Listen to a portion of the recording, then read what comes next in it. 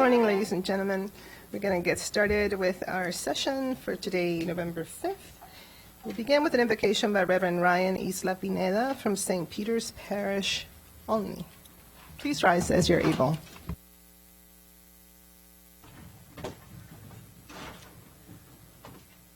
Let us acknowledge the presence of God. Dear God, we thank you for gathering us here this morning. We acknowledge your presence. We ask you, dear God, to grant us the wisdom so we can have an open mind and an open heart.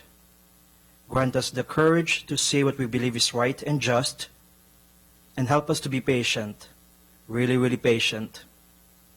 Amen. Amen. Okay, next is a presentation. It's a proclamation recognizing Carbon Monoxide Awareness Month by Councilmember Rice and County Executive Elridge.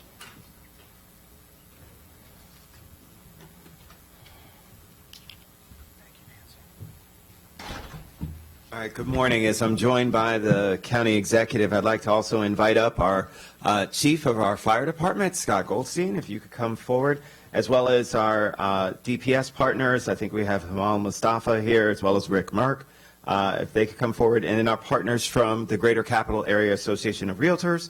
We have our public policy chair, Philip Raskin, as well as public policy vice chair, Barbara Knowles, and government affairs director, Zach Trupp. So let me just start off by talking a bit about why this is so important. Unfortunately, carbon monoxide is a silent killer. And it's one of those where a lot of people still don't realize they have their fire alarms but don't have carbon monoxide detectors. And so when they're actually having a smoke detector that can actually detect the smoke and give you a signal that there's a fire, and we've made sure that that was mandatory in all of our buildings, but we wanted to make sure that folks also knew that there needed to be a detection system and an alarm and a warning if there was carbon monoxide. The majority of folks who have gas burning appliances in their home, who may use a generator, are all susceptible to potential carbon monoxide poisoning. And it's something where unfortunately we see over and over again, especially around this time, when the winter first hits, people are turning on their heat. They're using generators and gas-burning stoves, and those are the reasons why a lot of people need to make sure that they have this protection. Fortunately for us here in Montgomery County, the last time we had a death was over a year ago.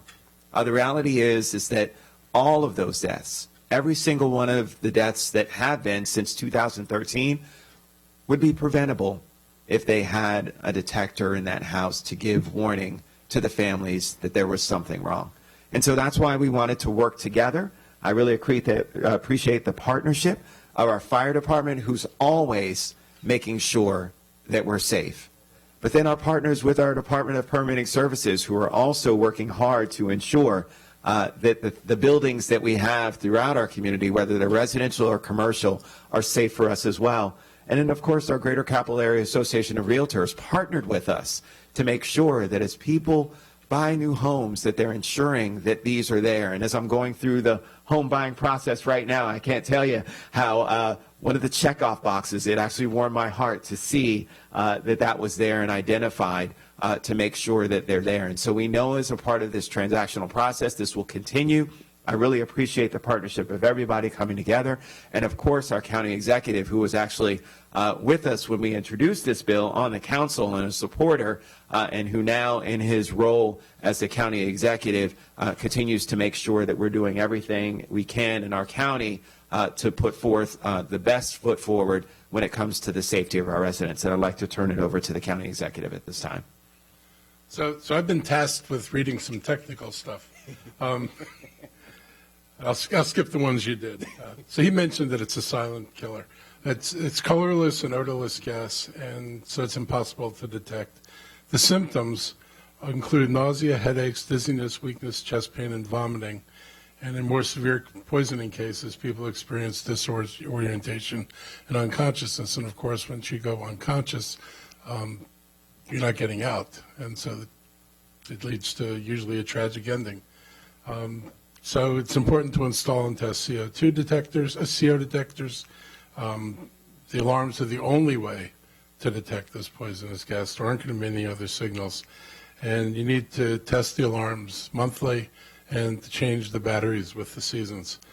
And do not or run kitchen vents and exhaust fans anytime you're using a gas stove, because there's a greater risk of emissions from those stoves. And it's the most frequent source of carbon monoxide poisoning in a house. Never use a gas oven to heat your house. That just invites this problem. And never use gas generators indoors for the same reason. It's putting off carbon monoxide, and you're not going to know it's putting it off. And make sure that you have all your fuel-burning appliances tested regularly. And if the CO alarm sounds, immediately leave the house and seek help. Call the fire department. So that's the technical stuff. This is important. Where this came to us on the council, it was like a no-brainer. We recognize that once there's a test available, there's no reason for not having it. Like Craig said, nobody needs to die of this. It is 100% preventable. So the fact that it makes it preventable means we should make sure that everybody has the tools to prevent it. So I want to thank Craig for doing this recognition and remind people that, again, it's the people in the field who do this work. You know, all of us up here, we write this legislation, we get credit for it, but it's carried out by, people in our departments and the fire department. It's realtors who help inform people who have houses that need to take these steps. So it's a big coordinated effort that represents what Montgomery County is doing. Well, thank you very much, Mr. County Executive. Let's hear from a person who's tasked with ensuring that our folks are safe in our community, our Chief, Scott Goldstein. Thank you, Councilmember Rice. As we last year celebrated the 40th anniversary of Montgomery County requiring smoke alarms in residential units, this is another example of providing safety, providing first alert to the residents and during periods of time when they're at their most vulnerable. Carbon monoxide, as the county executive said, being the silent killer, is going to impact those while they're sleeping. They get overcome when their detection's low and their sensors are at their weakest, and then they are unable to react. That's why the carbon monoxide alarm at each sleeping area on each level of the residence allows that resident early warning and detection, just as our smoke alarms. We do not see fire fatalities in houses that have smoke alarms. Early detection, people get out, and these carbon monoxide alarms and the impact of having these in places with fuel burning appliances will make a difference and will continue to provide that level of safety that smoke alarms did 40 years ago and continue to help our residents. Thank you. I wanted to turn it over and see if DPS or GCAR had anything that they wanted to add. We're just very happy that we were able to participate and help generate a law that will protect people in their houses. So, thank you. Well, thank you very much. And again, as the county executive said, this is all about a partnership. I will say that one of the things that, again, reflecting and understanding the diversity of our community, our fire department, in conjunction with one of its firefighters, Joanna Fuentes, actually helped to produce the carbon monoxide video in Spanish as well for some of our residents who are Spanish speaking, to make sure that we were very inclusive in terms of ensuring that everyone understood how important this was. And so from that perspective, I think we need to do more of that when we're doing public awareness campaigns and ensure that we're doing them in both English as well as other languages to incorporate parts of our community. And so I'm going to start off, and Mr. Executive, if you will read along with me with this. Read along with you? Well, we'll partner in tag teaming. I'll give you your own so we don't have to. Whereas carbon monoxide is an odorless, tasteless, and invisible toxic gas, commonly known as the silent killer, that can be fatal for humans and animals, and typically leaks from faulty fuel-burning appliances such as a fireplace, a dryer, water heater, stove, furnace, your car, or generator, and whereas an estimated 400 deaths and over 50,000 people are hospitalized each year as a result of carbon monoxide poisoning, many who mistake the initial symptoms for the flu, which includes headaches, dizziness, weakness, shortness of breath, upset stomach, chest pain, and confusion, and Whereas the County Council unanimously passed Bill 2318, requiring many existing single-unit, two-unit, and townhome dwellings to install carbon monoxide alarms outside sleeping areas and on every level of the home, effective as of July of this year, thus expanding the scope of homes required to install the life-saving device. And whereas this additional protection is a result of cross-agency collaboration and support from organizations such as Montgomery County Fire and Rescue Service, Department of Permitting Services, and housing associations, each of whom committed unique resources in preventing lost lives from carbon monoxide poisoning. Now, therefore, do we, Mark Elrich as County Executive and Craig Rice as County Council member of Montgomery County, hereby recognize Carbon Monoxide Awareness Month. We encourage all residents to check the batteries and test their carbon monoxide alarms at least once a year, and if you don't have one, get one. so thank you very much for this, and we're going to give these to our fire chief, to DPS, and to our Greater Capillary Association of Realtors. Thank you, guys.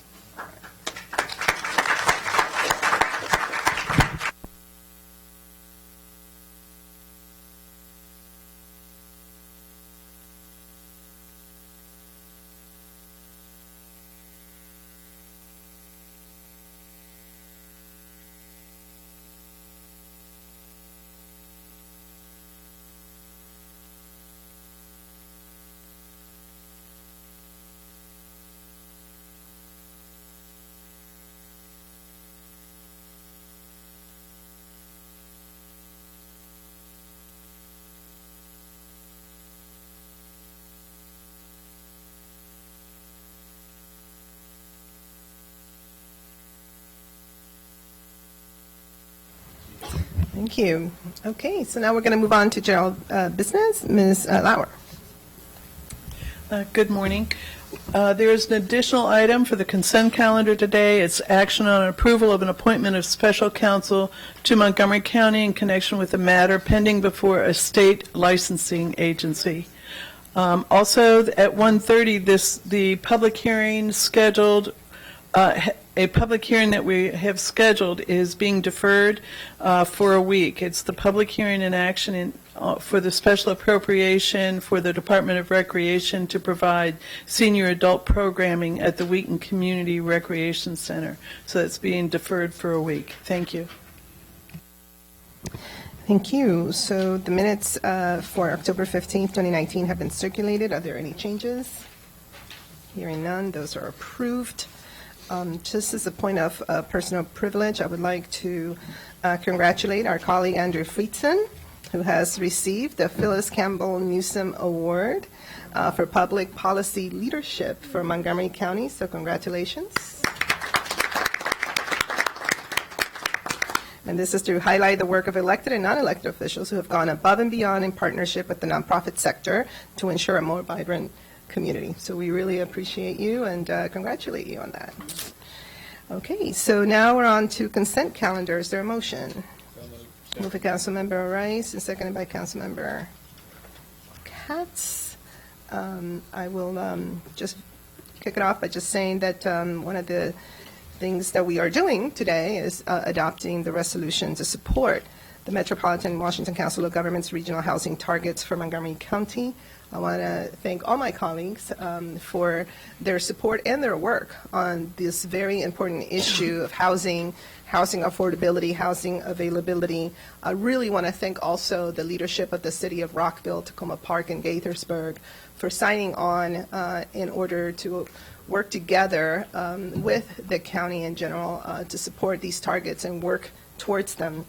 Just as a reminder, a lot of work has gone into coming up with some updated targets for the region. And right now, what we are going to adopt is to acknowledge that the target of 320,000 housing units are needed in the region between the year of 2020 and 2030. And so each jurisdiction has to look and see what is their fair share of that. And for Montgomery County, the target is 41,000 units between 2020 and 2030, including, as I said earlier, the city of Gaithersburg, Tacoma Park, and Rockville. In addition, what this resolution states, which is what Council of Governments also stated, is that at least 75% of new housing should be in activity centers or near high-capacity transit. And so we know that we have throughout the county, we've done a lot of work in creating activity centers, and we also have high-capacity transit stations throughout the county, including some in my district, like Wheaton and Glenmont, that really could be positioned to also include more housing, and we definitely have a lot of assets to work with. Also, it says that at least 75% of the new housing should be affordable to low and middle income residents. One of the issues that we always discuss is this need for workforce housing. And when we go into conversations, especially in our school system, we just had our youth town hall, we know that, you know, this issue of teachers not being able to live in the county because they can't afford it, or police officers or firefighters, it's a real challenge for us. Something like 40% of our workforce has to live outside the county. So we have some opportunities. We've done a lot of work already to set the stage. What we're saying here is that Montgomery County is in the game, that we acknowledge that we have to play in the sandbox that is the region, and that we support these targets as a way for us to have a particular guidepost that we can work towards. So again, I want to thank everybody involved, and particularly I want to thank Gwen Wright.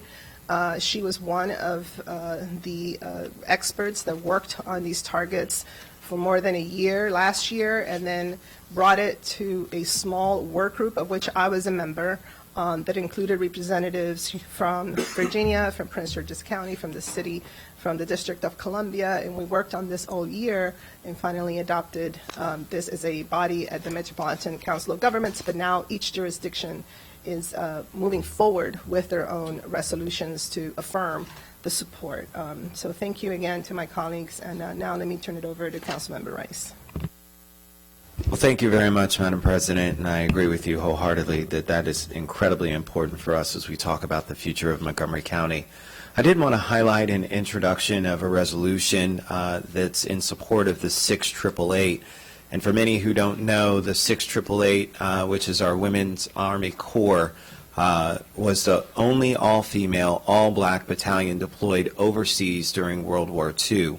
There were over 800 African-American women who served their country with distinction while in Europe in the theater. And one of the challenges that these women faced, besides just being in the war theater, was that they faced sexism. But let's also remember that this was a time in which African Americans were not treated so well. And they also faced racism on top of the sexism, and still continue to do their job, serve their country, and serve the troops that were on the battlefield. And so there are many of us in this nation who feel as though these women should be honored with aptly as the service they gave to us and to our country with a Congressional Gold Medal. And so there's been a movement over the years to try and make sure that we're honoring these folks who gave their life, who sacrificed for our country and the betterment of our nation. And so there are a lot of people who may say, well, this was their job. This is what they were supposed to do. The reality is that these women actually had a choice and chose to serve. They decided to leave their families, to leave their country, and go off and fight in their own way for us. And so I feel as though we should honor them accordingly. And so I've introduced this resolution. I appreciate the support of my colleagues in this resolution that requests that Congress give them the gold medal status that they deserve in recognition for their pioneering and exemplary military service during World War II. And we urge the United States Congress to enact the 6888 Congressional Gold Medal Act of 2019. Thank you very much, Madam President. Thank you so much. Councilmember Reamer. Thank you, Council President. I just wanted to, again, express appreciation for your leadership at COG and bringing the resolution to the Council, and for my colleagues' support for the resolution as well. We will now proceed at the Fed committee to try to identify what it would take to meet these targets. They would essentially require the county to about double the amount of housing that we produce every year. And that is no small feat, so we'll have to really give some thought to county resources and zoning and regulatory barriers and all kinds of issues that are preventing us from getting the housing production that we need to promote affordability and economic development. Thank you very much. Thank you. All right, so all those in favor of adopting the consent calendar, please raise your hand. That is unanimous. Thank you so much. Okay, so now we're on to item number 3. This is action for the FY21 Washington Suburban Sanitary Commission, WSSC. Spending control limits. T&E committee recommends approval. Let me turn it over to Councilmember Hucker, who's the chair of the T&E committee. Thank you, Madam President. We're being joined by commissioners, including Vice Chair Foster, I think I saw, yes, Commissioner Bayonet, and Montgomery County Council Hall of Fame inductee Howie Dennis, and top staff, including Deputy GM Monica Johnson and Mr. Beach and others. Okay, so just a reminder about the process. WSSC spending control limits are something we do in coordination with Prince George's County each fall to provide a ceiling on WSSC rates. Spending control limits help ensure that WSSC's budget is prudent and the agent is being a good steward of ratepayer dollars. Our primary aim with spending control limits is to provide a good footing for the council's vote on the WSSC's budget in the spring. WSSC has a substantial capital improvement program to maintain their aging pipes and infrastructure to keep the system in a state of good repair. This capital program comprises a substantial portion of the commission's total spending, and with much of WSSC's infrastructure being over 50 years old, the capital program continues to grow. Additionally, the commission's revenue has been flat in recent years due to efficiencies in water usage, keeping rates of water steady despite a lot of population growth, as you all know, in the service area.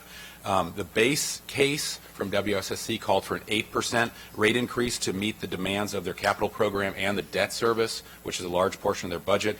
We felt that some of the requested spending could be reduced, and so the committee unanimously adopted the staff recommendation of recommending a 7% rate increase cap. On October 29th, the Prince George's County Council approved the same limits recommended by their T&E committee. Their budget will be discussed in greater detail in the spring. This spending control process doesn't limit what we do later, but it does get us to a better starting point on the budget process. Passing of the overall budget requires a majority of both councils. I know I speak for everybody that we don't enjoy approving rate increases. Unfortunately, WSSC doesn't have the growth in its revenue base, unlike property taxes or income taxes. We've urged WSSC to find savings in their budget and to keep costs under control, including personnel and management costs. WSSC will continue to control costs and do whatever's possible to reduce the need for future rate increases. Is that all accurate, Ms. Johnson? Okay. That's correct. Thank you. Mr. Levchenko, what did I leave out? What would you like to add? I think you hit all the key issues. We're here to answer any questions any council members have. We know we do have some new council members here, so this is their first spending control limits process they will have gone through. I would just note this is unique to WSSC. Obviously, we have an affordability process for the other county government and county agencies, but WSSC is separate from that process. So this is the process we do each year to try to, as Mr. Hucker mentioned, get us to a good starting point going forward, and then both councils can agree on whatever they want later, but this makes sure we start off at a good place. So with that, I move the 7%. All right, so I don't see any lights. Seems like everybody has been paying very close attention to this process. I do want to also acknowledge and thank Prince George's County President of the Council, Turner, for always staying in touch and for the collaborative nature of this process. I think that's speaks volumes with how we address issues of bi-county agencies, and really appreciate also your leadership, Councilmember Hucker, on the T&E committee and members as well. Anything that anybody would like to add before we vote? No? Everybody's good? All right, so with that, I believe you moved it. There's a committee recommendation. Yeah, no, there's a committee recommendation. All those in favor of adopting the committee recommendation, please raise your hand. All right, that is unanimous. Thank you very much for all the work that you do. We really appreciate it. Thank you. Thank you all. Okay, so item number 4. This is legislative session, day 25. These are call of bills for final reading. Bill 12-19, Human Rights and Civil Liberties Building Maintenance Worker Minimum Work Week. The HHS Committee recommends enactment with amendments. I will turn it over to the chair of the HHS Committee, Councilmember Gabe Albornoz. Thank you, Madam President, and want to express my appreciation to Mr. Bob Drummer and Mr. Jim Stowe, who did the lion's share of research and analysis on this important bill. We had 2 work sessions and survived the pulling of a fire alarm, but it was a robust discussion, and there were lots of committee questions, which I thought the staff did a great job in seeking responses to. There was a lot of feedback regarding this bill, both in favor of it and expressing some concerns. Those in favor of it clearly supported ensuring that we provide health care benefits to an important segment of our population, of our workforce that is especially vulnerable. But we did also hear concerns about its potential impact on what is a difficult commercial office real estate market right now. Also concerns regarding how this may impact part-time workers who are not seeking full-time positions, and also some technical issues within the bill. I want to commend my colleagues on the committee who worked extensively with both AOBA as well as SEIU 32BJ to arrive at compromises regarding those very reasonable issues, and I think we've provided some amendments that tackle those issues that I believe are in a reasonable fashion. The amendments, as they are listed in your packet, start with the clarification that we are specifically discussing office buildings, not other large buildings of similar square footage, but focusing on office buildings. We also followed the lead of our colleagues in the District of Columbia with an addition to address the issue of both contract employees or part-time employees who are not necessarily seeking full-time employment, but also provide some flexibility to the property owners in filling out their workforce. And so it covers a reserve of up to 30% of the available hours for part-time workers, or at least 20 hours per week. We also specified that this application is limited to employees who are performing important janitorial work, and this also takes into account the issue of potential office buildings that do have unusually high vacancy rates, and limits the application of the law to building with an occupancy rate of 50% or more. And then finally, it delays the effective date of the bill until January 1st, 2021, to give our Office of Human Rights and our various staff members responsible for carrying out this measure time to educate the community and our property owners and give them time to enact this legislation reasonably. I do want to underscore 2 points before turning it over to my colleagues who I know have comments on this as well. Number one, we have a remarkable Office of Human Rights that does such important work on behalf of the county every day. They are still at staffing levels that are pre-recession. We have not been able to fill out the jobs of this incredible office, and yet we continue to add layers to their work. And so we do hope that as part of the budget process next year, this work is taken into account so that there is a proper infrastructure to address and enforce this important bill. And second, we do acknowledge that there is a challenge within our commercial office space, and economic development has been very much a focus of this council. We have laid out through the leadership of our council president, with support of the entire committee and the hard work of our Fed committee, an economic framework that I think will get us to a better place, and working in tandem with the executive branch, I think better days are ahead. But we feel this bill at the end of the day carries forward, especially within the prism of the Health and Human Services Committee, the important acknowledgement that health care is such a critical benefit especially to these vulnerable populations. So I appreciate the work of my colleagues on the committee. There was some amendments proposed at the 11th hour that I believe the council lead sponsor will address briefly. But I'll defer to you, Madam President, because I know there are lights of people who want to speak to this measure as well. And let's go through the lines. Councilmember Katz.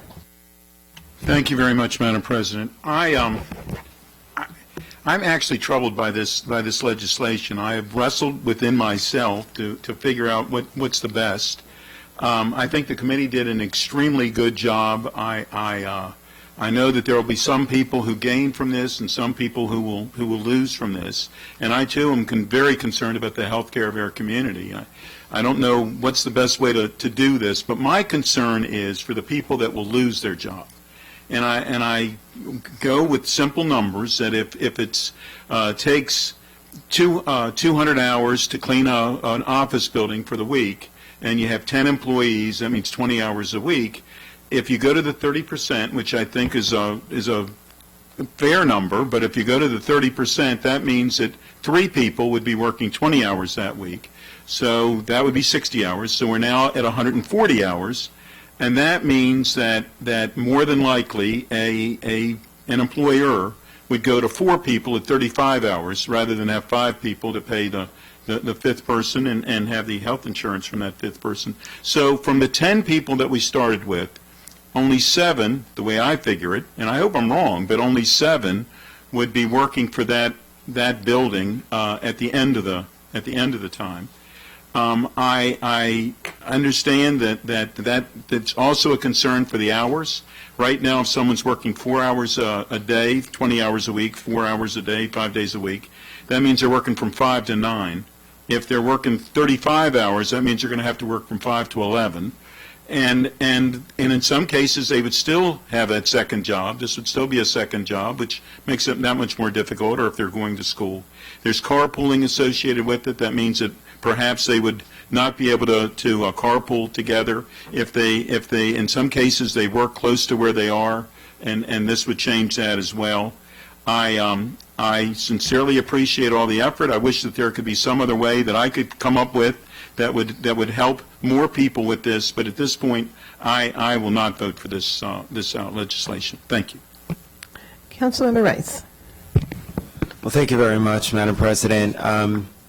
This wasn't an easy bill. This is a bill we've been working on for years, trying to strike a balance. And it certainly is something in which I find myself being in a place where I understand that our office vacancies continue to be a challenge, especially in disparaged areas, areas that are challenged with economic development, like our East County, like the Up County, like some Mid-County areas, and some Down County areas, quite frankly. The Council President was talking about Glenmont. In those areas, there are tons of areas to where there are challenges that are presented. Aspen Hill. But the reality is that we also have to strike a balance in protecting our employees and making sure that we can do our part to ensure that there are opportunities presented to them that allow them to take care of their families, that allow them to support their families as well as themselves and provide health care to themselves and their families, something that we know affects the overall economy as well. When employees are sick, they're not earning income. When employees are sick, they're not taking care of their children as they could. When employees are sick, they're not able to do the best they can in the workplace. And they're also, quite frankly, jeopardizing other employees by getting them sick because they feel as though I have to go to work because I don't have any other options. It's the reason why we fought for sick and safe leave. And it really is something that's in that same vein. We know that it's going to cost a bit more money, but we try to, again, achieve a balance. Certainly the vacancy exception is one of those, where it says that, you know, if your office building is higher than 50% vacancy, that you're exempt from this. We don't want to hit people when they're down. But certainly, we also want to make sure that there's some flexibility there. The original bill that was presented to us included a lot of other folks who are in our office buildings who don't necessarily seek these jobs for the same sorts of things. I know there are concierge employees who are out there. I know there are security guard employees who are out there who do work full-time and are seeking full-time employment. But a lot of them are some of our part-time folks from our police department. A lot of them that I heard from that work in our concierge are actually students at many of our universities, whether it's Montgomery College or universities at Shady Grove, who are working a part-time job where they can actually study while they're sitting there. And so, we wanted to be able to enact some flexibility there as well. As you heard from our chair, who ably led us in this discussion, we really explored all of our options possible to make sure that we had a well-balanced bill. I feel as though this bill does that. And while I know that certainly for some folks that are out there, it may provide a few more financial challenges, and we'll have to address that head on. Working with our Montgomery County Economic Development Corporation and our chambers, we can ensure that anyone who needs support, that's what they're there for, to ensure and help folks if they are struggling with being able to adhere to some of the regulations and policies that we have. So I'm confident that with all of the programs and processes that we have in place, we can ensure that no one's a loser in this outcome. And that's why I will support this bill. Thank you.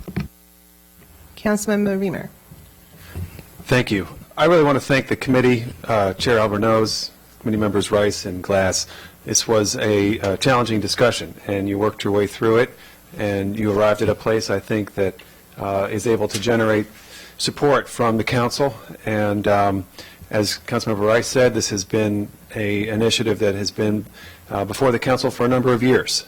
And again, it's not easy, but we're confronted with a real challenge, and I think a lot of us feel some responsibility where you have situations where clearly these buildings require full-time work, but the owners will not provide full-time employment in order to avoid the cost of paying health care.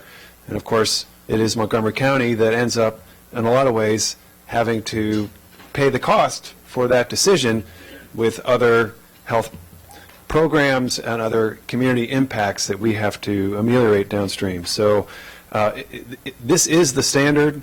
Full-time employment is the standard in office markets in the region, in the broader region, nationally. So this is not something that is out of step with successful office markets around the country. I want to thank the members of SEIU 32BJ for your advocacy, and you're here today. Your presence is important, and I appreciate your participation. Just briefly, I wanted to note on the issue of day porters, there was a question that was raised as to whether this legislation does cover day porters, and it is the committee's intent and our intent that it does, and according to council staff, it does. There isn't an additional amendment that is needed. But Bob, can you comment on whether the legislation covers that? Is there some language in the uncodified section that would clarify that, or does it not need further language added? Well, to the extent day porters perform janitorial services, they're covered. Thank you. If they don't perform janitorial services, they're not covered. So, I mean, because it doesn't, the bill doesn't name a janitor, it names services. Someone who performs janitorial services. Thank you, Bob. So, again, I appreciate my colleagues for your leadership, and there will be hundreds of families in Montgomery County that are able to live a better life as a result of this, and I hope that that is something that is a comfort. Thank you.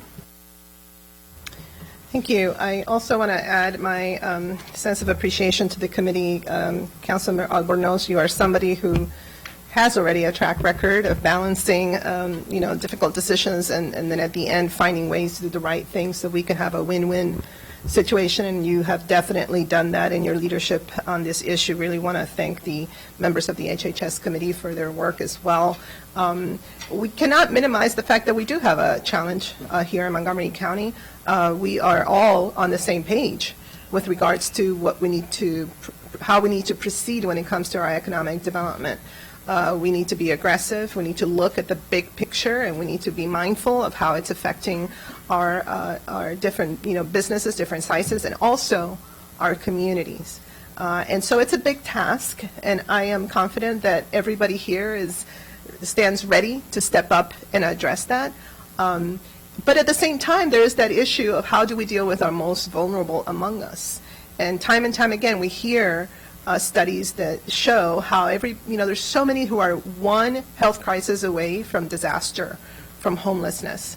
And when it comes to those workers who are cleaning buildings, who are at that level, we cannot turn away and pretend that somehow it'll just work out for them. And so there is that sense of how do we proceed with a very aggressive economic development strategy, which I know we can do, and at the same time protecting our most vulnerable. I think that this is an opportunity to be able to address something that has been, out there for a while, and also recommit to working very hard when it comes to our economic development goals. So that's why I'm supporting this bill. And just for the Spanish-speaking folks who are in the audience and maybe need to hear this, sabemos que estas decisiones nunca son fáciles porque hay muchos retos. En el condado tenemos muchos retos cuando se trata de desarrollo económico. Pero también sabemos de que hay mucha gente que necesita este tipo de apoyo, porque el tener acceso a servicios de salud, a seguro de salud, es algo fundamental. Y por eso es que es tan importante que tomemos este paso en un condado tan rico como este, para demostrar de que sabemos que tenemos que trabajar duro para apoyar a nuestras corporaciones, a nuestros negocios, pero a la vez tenemos también una responsabilidad hacia ustedes que trabajan tan fuerte día a día, de madrugada hasta la noche, haciendo todo lo posible por salir adelante.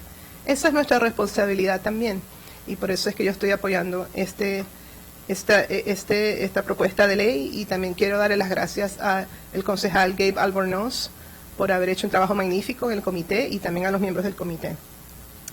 So with that, I believe that this is a roll call. Mr. Glass? Yes. Mr. Glass votes yes. Mr. Duando? Yes. Mr. Duando votes yes. Mr. Hooker? Absolutely. Mr. Hooker votes yes. Mr. Reamer? Yes. Mr. Reamer votes yes. Mr. Albornoz? Yes. Mr. Albornoz votes yes. Mr. Rice? Yes. Mr. Rice votes yes. Mr. Friedson? No. Mr. Friedson votes no. Mr. Katz? No. Mr. Katz votes no. Ms. Navarro? Yes. So it passes. Okay, now on to Bill 30-19, Human Rights and Civil Liberties, Race Discrimination, Protective Hairstyles, Crown Act. HHS Committee recommends enactment with amendments. Right over to Councilmember Albornoz. Thank you, Madam President. This was a very quick deliberation. This had unanimous support from our committee. The testimony given by both my colleagues, Council President Navarro and Councilmember Duando, was very compelling. This expands on the county's longstanding reputation to ensure equity, is very much in line with the framework of our racial equity work, and is an issue that I was enlightened to and really appreciate my colleagues' leadership. There was a story that was on ESPN earlier this year, an African-American male wrestler who was forced to be humiliated in front of his friends, in front of hundreds of people, as he had to make an extraordinarily impossible decision of having to cut his hair right there on site or move forward with a state championship. And there are people that have to address this issue every day, and so I was a proud early co-sponsor of this bill, and this bill had unanimous support among my colleagues on the committee, and we look forward to moving it forward. Thank you. Thank you. Councilmember Duando. Thank you, Council President, for your fierce leadership and partnership on this bill. Thank you, Councilmember Albornoz and the HHS Committee for unanimous passage. And thank you for mentioning the young man, Andrew Johnson. And I think it's important we call him out. He's one of many, both men and women, boys and girls, that have had to deal with this level of discrimination because of their hair, because of the way their natural hair grows. And this bill will say with a resounding voice that discrimination on the basis of natural hair is race discrimination. It will expand the definition of race to include natural hairstyles like afros, locks, twists, bantu knots, and protective hairstyles like braids that people of African descent wear. We have over 200,000 black and Latina women in Montgomery County, many of whom get up every day and make decisions about how they are going to present themselves to the world. We heard compelling testimony a couple of weeks ago from more than a dozen county residents and others about how this issue has impacted them. And I wanted to lift up the voice of one young lady who was an MCPS graduate and attended Townsend University, and testified to the fact that it was so heartbreaking to not to have the luxury to be her natural self. And she said, and I quote, "We shouldn't have to go through that. We shouldn't have to question whether our natural selves are enough." When you think about that, and you think about 6 months ago, my 5-year-old daughter coming to me and saying, "Daddy, I want my hair to be straight like the pretty girls on TV." You think about the internalized oppression and self-questioning that comes from young people who have to ask, are they enough? So this bill sends the message loud and clear: you are enough. You're perfect the way God made you, and we should recognize that in law. It also, equally importantly, will create a remedy. We have a great Office of Human Rights led by Jim Stowe, and I agree with you, Councilmember Alvarez, we need to make sure they have the resources to do their job. But if anyone feels discriminated against based on their hair in the workplace, in a taxi, in housing, in any public accommodation, they can file a claim with our Office of Human Rights once this bill passes, and there would be up to a $5,000 fine once the investigation is done. So it's equally important that we do both those things, that we send a message loud and clear that we are in Montgomery County accepting of everybody, no matter how you present yourself, and that we're going to protect your rights. And that's what this bill will do. It's for my daughters, it's for my wife, it's for the countless thousands of women and men who deal with this every day. And today, I'm proud that we will become the first county in the nation to pass the Crown Act and prevent discrimination on the basis of hair. You're allowed to clap if you like, you know. And so hopefully this will take hold. I know there's colleagues in Annapolis that want to move this statewide. Bills have passed in California and New York. New Jersey has introduced a bill because of the story of Mr. Johnson. And so we're proud to play our role in moving something like this forward. And I again want to thank Councilmember Alvarez and the committee, and my dear friend and colleague, Council President, for partnering with me on this important bill. Thank you very much. Councilmember Rice. Well, thank you very much, Madam President. I'm going to be brief. I really want to thank you, Councilmember Jawando, Madam President, for your leadership in this bill. There are many people who are going to say, why do we need to pass this bill? People don't discriminate against people's hairstyles. We see it all the time in the workplace. There are tons of people who wear all different kinds of hairstyles. Let me read an excerpt from a letter that was presented to the council that came from my district, the district that I represent. No, just no, this is ridiculous legislation. Stop wasting my tax dollars on frivolous legislation. It is this type of behavior by you that has made Montgomery County a place unfriendly to do business. I say to you, ma'am, no. You are the reason why we continue to have to do the work we have to correct what is happening in our communities of color. For people who still feel put down, for people who still feel less than, because they look different from someone else, for the children who feel as though they have to straighten their hair to be accepted. That's the reality of the world that we still live in. We are reminded of our dark past, and we just had an event this past Sunday where we honored the memory of George Peck, who was lynched here in Montgomery County in Poolesville, Maryland, without trial, dragged across the street and hung over a tree. And I will tell you that those same sorts of sentiments about why are you making noise and making waves about things that you shouldn't be concerned about continue to give me resolve that we still have more work that needs to be done. Because these feelings that continue to simmer in our community are ones that are not acceptable when we're talking about inclusiveness. They are not acceptable when it comes to saying that we are one Montgomery. This is preventative measures. This is just to ensure that everybody has fair and equitable treatment. Nothing is being taken away from anyone. Nothing is making it more expensive to do business with this legislation. This is simply to say that we treat everyone the same, regardless of how they look. What's so bad about that? Councilmember Glass.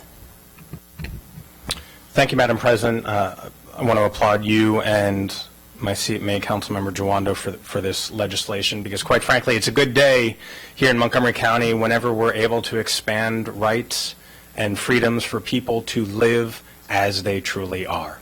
And that's what this legislation comes down to, reaffirming our place here in Montgomery County as one that is welcoming, inclusive, and protecting of all its citizens. Thank you very much.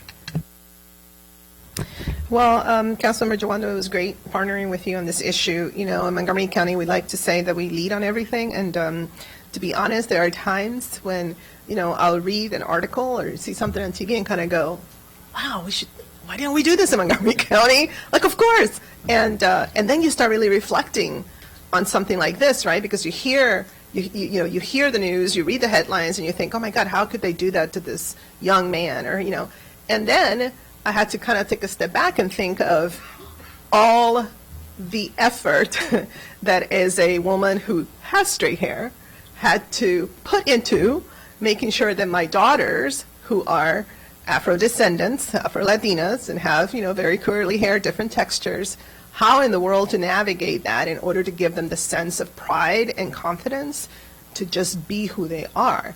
And just yesterday, I was talking to my 27-year-old who wears her hair natural. She works at NPR. And my 22-year-old who is at Microsoft in Seattle wears her hair natural. And for them, it is a statement of really normalizing this issue. But just yesterday, talking to my 27-year-old about how when she was in middle school, you know, there was the struggle about me constantly telling her how beautiful she was and wear your hair out and wear it natural.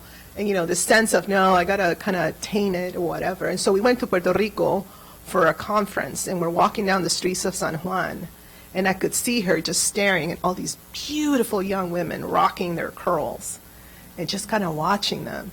And then we got back to the county, and she started wearing her hair out natural, right?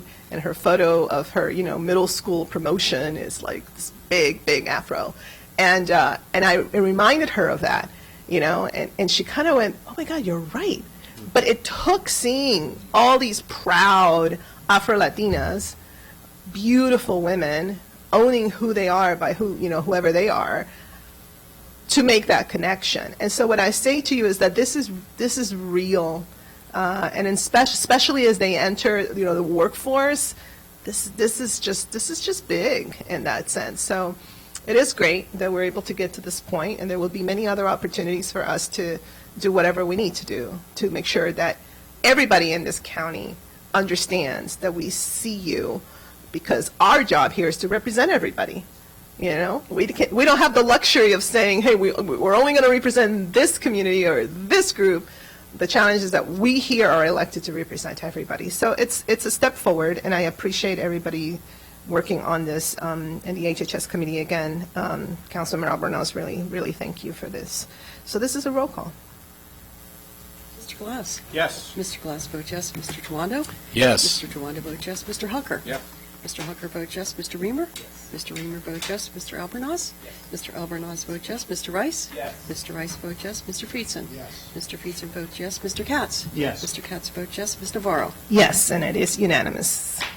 Awesome. You can clap. Thank you so very much.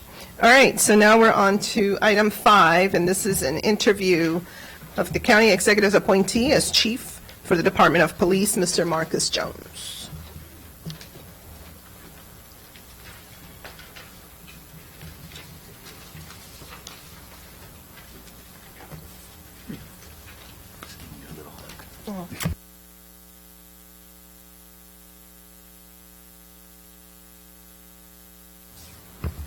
All right, let me turn it over to County Executive Eldridge. So I want to introduce Marcus, and then I I have a meeting with the superintendent and other people over there that was scheduled for 11, so I'm going to go over there, but you're interested in Marcus's answers, not mine. And, Yes. And I don't plan on being the police chief, so I just want to introduce you to Marcus and give you a little background on my decision. You know, Marcus brings more than 30 years of experience in this position, and he's an example of an officer who's risen through the ranks. His resume is strong. I think you've all had a chance to look at it, and he's done all kinds of jobs in the department. I think he has a broad understanding of what the department needs. He was tapped by the previous chief to rise to being a deputy, and he's demonstrated the capacity to lead. And Marcus also has built strong ties in the community, and community ties, I think, are probably more important than ever in policing in Montgomery County. I think we're well aware of it. This is a crucial nomination, and we've taken it pretty seriously. We've conducted probably the most inclusive and open police chief search in the county's history, and I want to mention that Marcus was one of the top candidates at the end of that search.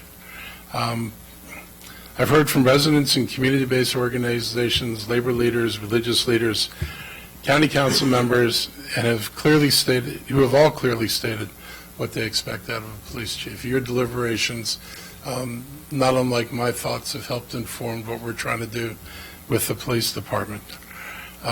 They simply don't want a continuation of the status quo, and people recognize that we're in a different time, and expectations, and particularly consciousness of how police are perceived in the community, have evolved. Everyone wants to see changes to make a good department even better and rebuild the trust that's been shaken by some recent interactions between a few officers and members of the public. And this is another example when the actions of a few wind up raining down on everybody, and it's unfortunate. More than anything, we need all residents to believe that policing in Montgomery County is about making everyone feel safer. After talking to Marcus, I'm confident he's willing and able to head this department and lead it to implement the reforms that will make the department stronger, and that will have relationships within the department and with the officers, and will be able to engage them as we move forward. Reform has to be led from the top, but ultimately needs to be embraced by everyone. And with this history of having risen from within, that should be an asset to them in carrying this out. So with that, I'd like to present Marcus Jones to you, my candidate for the office of Police Chief. And, Thank you.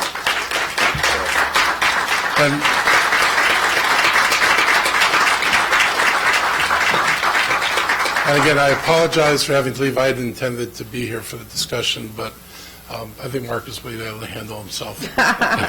I'm not worried about that. I think so. Thank you, sir. Thank you so much, County Executive. Before we turn to you, Assistant Chief Jones, I just want to note that here in Montgomery County, as you are very well aware, because you spent over 30 years in the service, of course, we have a tradition of high expectations. And we also have a tradition of supporting our employees, because at the end of the day, there is really no quality of life unless our fine employees are able to go out there day in and day out and provide the best service. And so I first want to take a moment to acknowledge and to thank the fine members of our police department who have been led by you this year, pretty much, and are there always doing whatever they can, not only to keep us safe, but also I have seen firsthand the efforts that have been made in different corners of the county to establish appropriate community connections. And so I really appreciate that. I also want to mention that I think the last time that you were here, we actually had a pretty extensive conversation, and I made the comment that this is a complex county, and that the person who would lead this department needs to be somebody that understands the nuances of leading such a complex county. And I must admit that in my mind, I was, of course, thinking of somebody like you. I've had so many different members of the community come to me and say, I remember when, Marcus was there facilitating this type of connection between two community groups that were at odds and quietly doing all this work and setting up all these things. And so that really stood out for me, I have to say. At the same time, I think that we cannot ignore the fact that, yes, we live at a time that social media, we live at a time where there is a lot of attention paid to this issue of, how does our community present itself? How does our community feel vis-a-vis the relationship with our police officers? And also, we live in a time where there's a lot of politicizing of these types of, services. So we have a lot of work to do to ensure that we restore the trust of the community, which is number one, and also make sure that our police department understands that we are here to support, to provide the resources, and to provide everything possible, but that we have high expectations, and we always will. So with that context, we do have 7 questions, which are formal questions, and then we'll open it up for a conversation with you. But I have to say that even though it's been a long process, I'm really glad that we are finally here. So let me start with the first question. Police accountability has been an ongoing concern. While there seems to be excellent accountability and follow-through in the your formal disciplinary process, several recent incidents have brought to light concerns about whether fellow police officers also hold one another accountable. Further, many residents may not feel that they can bring complaints to you, either because they don't know how the process works or they don't feel it will resolve the issue. As chief, what steps will you take to ensure accountability throughout the department and build community trust in the police disciplinary process? Okay, so the first thing I'll say is good morning. And thank you again, Council President Navarro and the Council Vice President Katz, and I appreciate and humbled by the opportunity of this nomination. So to answer your question, there are 2 parts to it. The first is how to increase familiarity with our departments, how we receive complaints. And one of the things, by making our officers more visible and available within our communities, will also make our complaint process more open. Currently, information about filing a complaint, we realize, is difficult even to find on our website, as an example.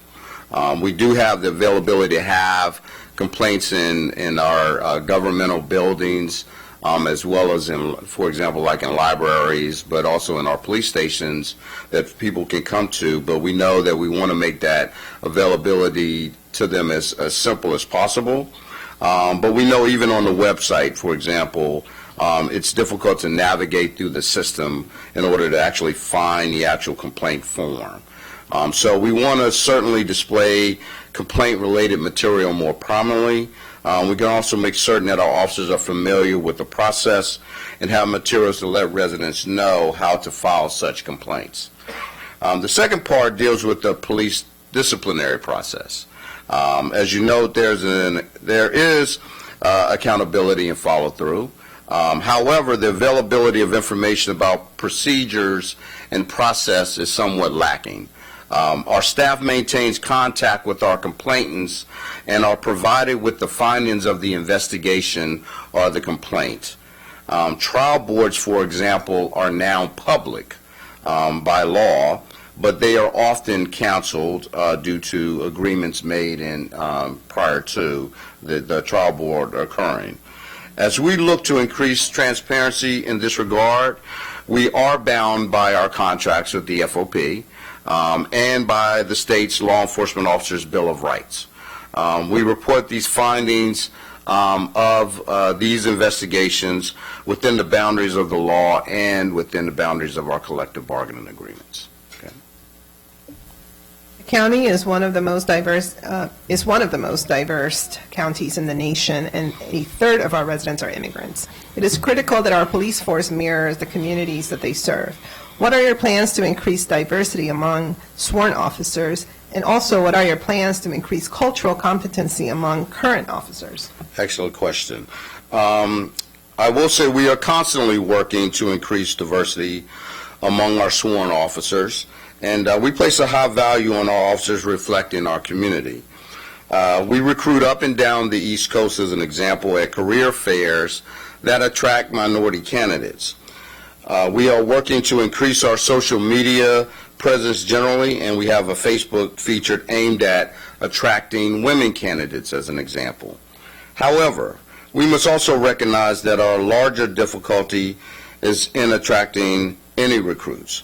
We are, in my mind, we are in a recruiting crisis. The department has not filled our last 2 training classes.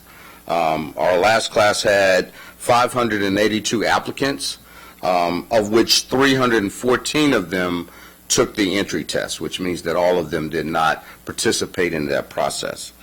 In the past, we might attract double the number of applicants for this process.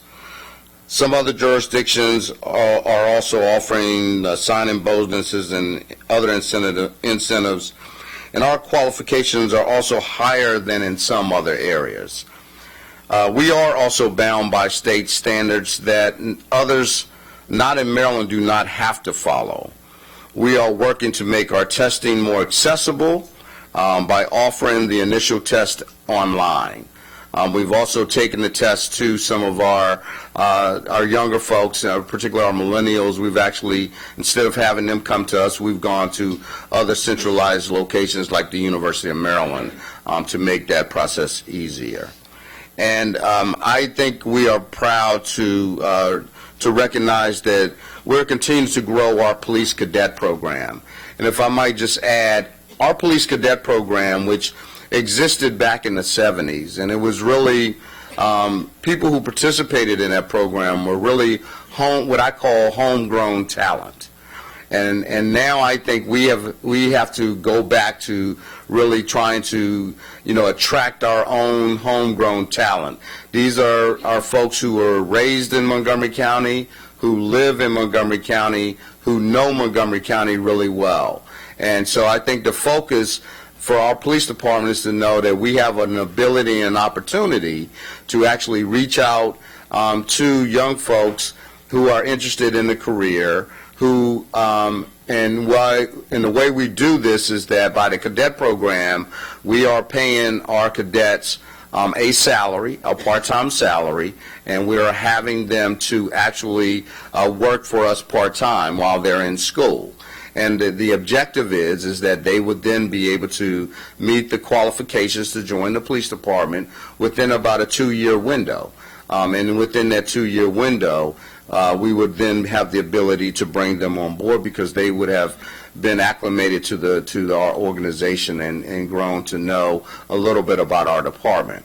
This ability gives us this opportunity gives us the ability to really reach out to students at Montgomery College, to even students who are just getting ready to graduate from high school, going to college, University of Maryland, or other local universities, Shady Grove, for example, that they are then have the ability to join us, and we've really been focusing on minority communities. We're also asking many of our partners in our community to really assist us by encouraging the young people that they recognize would make excellent police officers in the community who provide an asset to our department to also work with us. We are working to increase cultural competence among our officers, primarily through some curriculum changes at our Public Safety Training Academy. We will continue those efforts with currently serving officers as well, and are looking the best ways to do this. We will also seek best practices from other law enforcement departments, research groups, and others to establish effective methods in relationship building. The council recently introduced a bill on community policing. It lays out clear objectives and reporting requirements, but leaves discretion to the department to enact new or enhanced initiatives. What types of community policing initiatives are you considering? So community policing and problem-oriented policing have been a part of our training and operations for many years. And I expect that we will be expanding on and improving in the world of community policing as a result of these changes we will make through our work and through the work of the council. I have formed an executive work group to address the topics of community policing and expect to complete a review over the next several weeks. In the meantime, I can tell you I am examining several initiatives. Those include increasing the staffing of our Community Engagement Division and broadening our partnerships with community organizations. We are also considering several options for reorganization and redistricting that will result in officers patrolling smaller areas and thus becoming more familiar to our residents. We want to promote community policing by assigning more officers to beats, measuring officer performance by community interactions, and handling more non-emergency calls by phone to free up more time. Our community continues to grow, and it is time for the department to reevaluate our patrol workload. I am also exploring an opportunity to bring back the Police Athletic League program. That I think that it was a proven program for this community in the late 90s, early 2000s, only to be cut by budget issues. And I plan to look at least two areas in the county to begin with that we could start this program that I think will be vitally impactful in the community policing realm. Thank you. During various community forums, the issue of racial profiling was brought up and mentioned several times by residents. What steps are you taking to ensure the racial profiling does not occur in our community? So, racial profiling is an issue that I take personally. I am personally offended by any law enforcement officer, and particularly here in Montgomery County, that would police on a style to racially profile any citizen in this county. I will not tolerate it with my officers. I will take a very strong stance to address it and to eliminate it. We will ensure through constant training and reinforcement that profiling is not acceptable. At the same time, we will make certain that there is better understanding of some of our practices that are not profiling, but which can be seen as that. I am also strengthening standards and accountability for pretextual stops, as an example, to ensure that they are used only to support the investigation and used as noted within the Constitution of the United States and as noted by the Supreme Court. I plan to request an external audit of this department's policies and practices related to traffic stops to assure the department is doing all it can to eliminate racial profiling while being transparent to this community. This will provide an opportunity for this department to address any such concerns if discovered during this audit, and we will address that accordingly. There's been a lot of recent turnover within the police department since Chief Major retired. Many top and mid-management personnel have also retired, and still more are in the drop retirement program and will leave soon. What are your plans for management and oversight at the assistant chief level, and how do you plan to prioritize innovation and transformational leadership at the assistant chief level and throughout the department? So in my 34 years, I've never seen such a sort of a recent turnover, particularly amongst senior management. And it's going to be a challenge. The first thing I'll say is that I believe we have a large bench of talent that is ready and able to take over the roles such as assistant chiefs, the vacancies that we have, and we have a tremendous amount of talent that are ready to serve in roles as captains, commanders, and lieutenants. So I feel good about that part of it.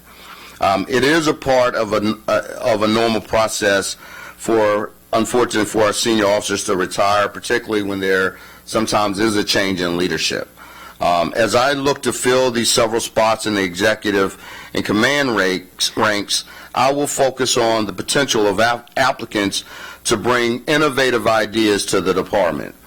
The department is in a very interesting time, as there will be newly appointed assistant chiefs in 3 bureaus. I will be seeking change agents who have the respect of our officers and who will be able to share my vision and lead in the most effective way. I plan to explore appointing a civilian assistant chief with expertise in police community relations and evidence-based policing, as noted in conjunction with County Executive Elridge. But that's to remain open at this time. No department can function properly believing that everything is being done correctly. And I will encourage our executive staff as well as our officers to think of and act on new and innovative ways to improve our service to Montgomery County residents. So we already discussed several issues that you plan to address as chief. Are there any other initiatives that you plan to focus, and why? Yes. I will begin to focus on updating policies and practices to prevent excessive use of force. And one of those ways to do that is to look at equipping all of our officers with tasers as a less lethal weapon, as an example. Requiring our officers to intervene when they observe excessive uses of force in the field, and continuing to improve and expand de-escalation training in the academy. We do it, but we know that we can encompass this in many other avenues of our training, and making sure that we're monitoring this through our performances throughout the county on a daily basis. And I also plan to partner with other county departments, nonprofit organizations, and others to find alternatives to arresting people who commit minor offenses stemming from mental illness, substance abuse, poverty, and homelessness. And I will say that I think that, again, when we look at many of the issues that are surrounding what our officers deal with on a daily basis, I think in conjunction with my vision, I've shared this with Mr. Elridge, and we've come to some agreement that, again, we want to make sure that we're strengthening our standards and accountability practices. And again, I've spoken to you all again about the promotion of what we're doing with community policing, to also focus on, which I think would be very important for this community, is to have an outside auditor look at our practices, to be able to have and share that with community members, to bring them in, to make that inclusive, so that they're a part of that process, and know what that looks like. So that when that final report is presented to us, that we would then be able to really kind of look at how we can improve and work with, with the legislation such as the commission or Police Advisory Commission, that we would be able to make some changes if that so-called was put into place. Okay. Do you have any conflicts of interest of which the council should be aware? No, I do not. I would just say, just briefly, that my sole interest is serving the citizens of this great county. And I will say, again, for 34 years I've lived in this county. I've stated this, that I've raised my family in this county, that I have worked with some tremendous county partners of people who really care about this community in many facets. It's an incredible place for my family to have lived, and it's phenomenal for me to have the opportunity to be here today, and I'm humbled by this opportunity. So again, thank you for that. Thank you. And of course, we have, the entire council is lit over here. But I think that as we are lit. I know, okay. We'll translate that another day. But what I will say is that it is evident by, your responses and the complexity of these questions that it is so important for somebody like you, in my opinion, to lead this police department. No doubt that as we think about, the issues that you were just describing, like homelessness and poverty and things like that, we are a county that has urban centers, that has suburban areas, rural areas. We are a county that has single-family home, areas as well. And so in that sense, once again, I think that we are a microcosm of the country, and it is a complex place. And so The only thing I will add in terms of what, your responses and have been is that, yes, you've been here for over 30 years, and that is a huge plus.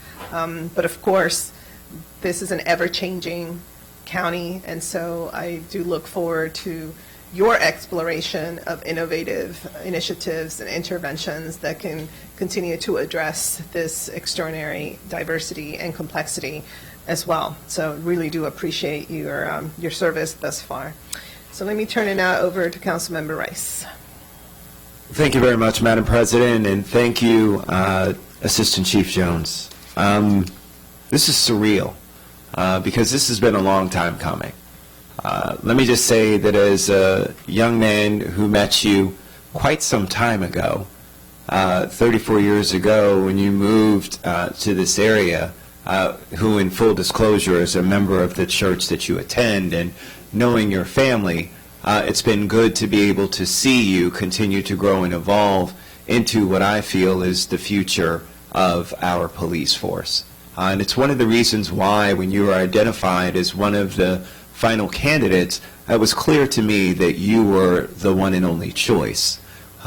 It's unfortunate that through this process, we've kind of muddled along, but I'm not going to rehash the past here. We are where we are, and I'm very happy that we now have you before us. I'm also incredibly happy about some of the comments that you've made that truly are a testament to you understanding where we can go as a county.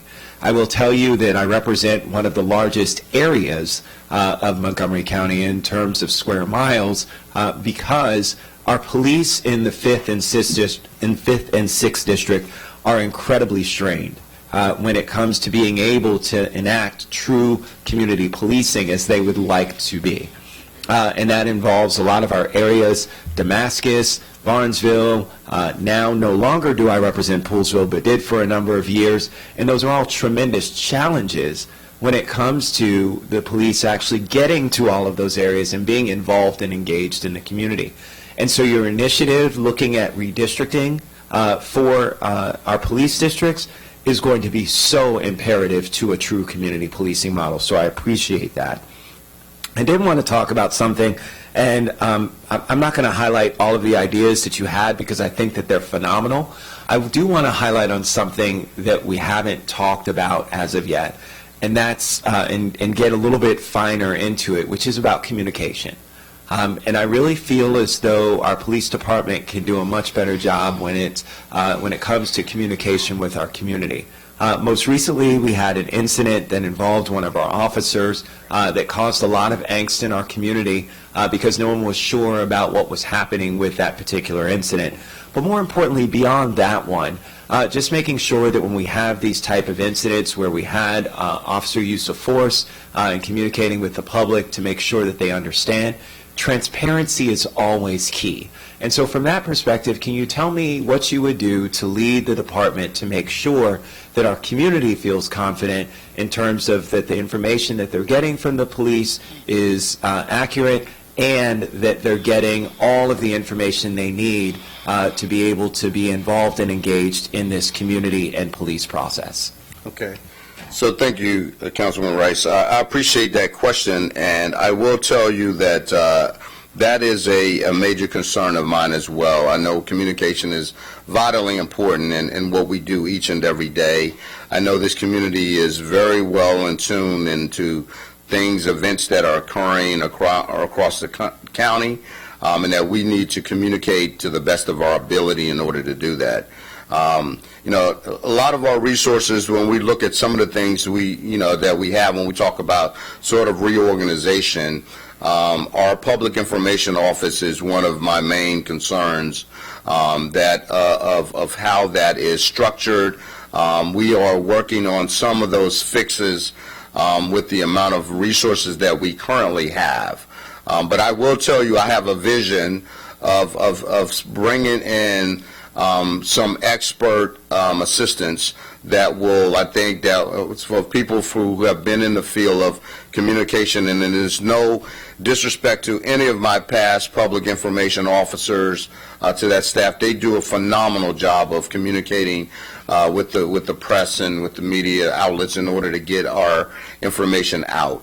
But I think that it will assist us in better serving in many, and you're starting to see some of those folks in the business in other police departments across the Washington metropolitan area. You're seeing it across the country where that's becoming a new I wouldn't call it a phenomenon, but it's a new way of doing business, you might say. So I'm going to explore that option. And I think that will be something that will help to provide me with counsel and advice that will assist us in a way that will be beneficial in the communication realm across this county. Let me just close in my last one because I know plenty of my colleagues have their lights on and have questions or comments that they want to make. I can't tell you how much the community policing model and what you talked about in terms of expansion is incredibly important as well. I hope that will include, we included this as a part of our community policing bill, our school resource officers, which you know that I'm incredibly passionate about. Again, I want to highlight for some of my community who has angst about having police officers in our schools, that these are resources to our students. As much as folks are concerned about a student having a negative interaction with a police officer, you also need to be concerned about that student having a negative interaction with the other 2,000 some odd students that are in that school. And I tell you, as a parent of a senior in high school, those are things that are also important as well.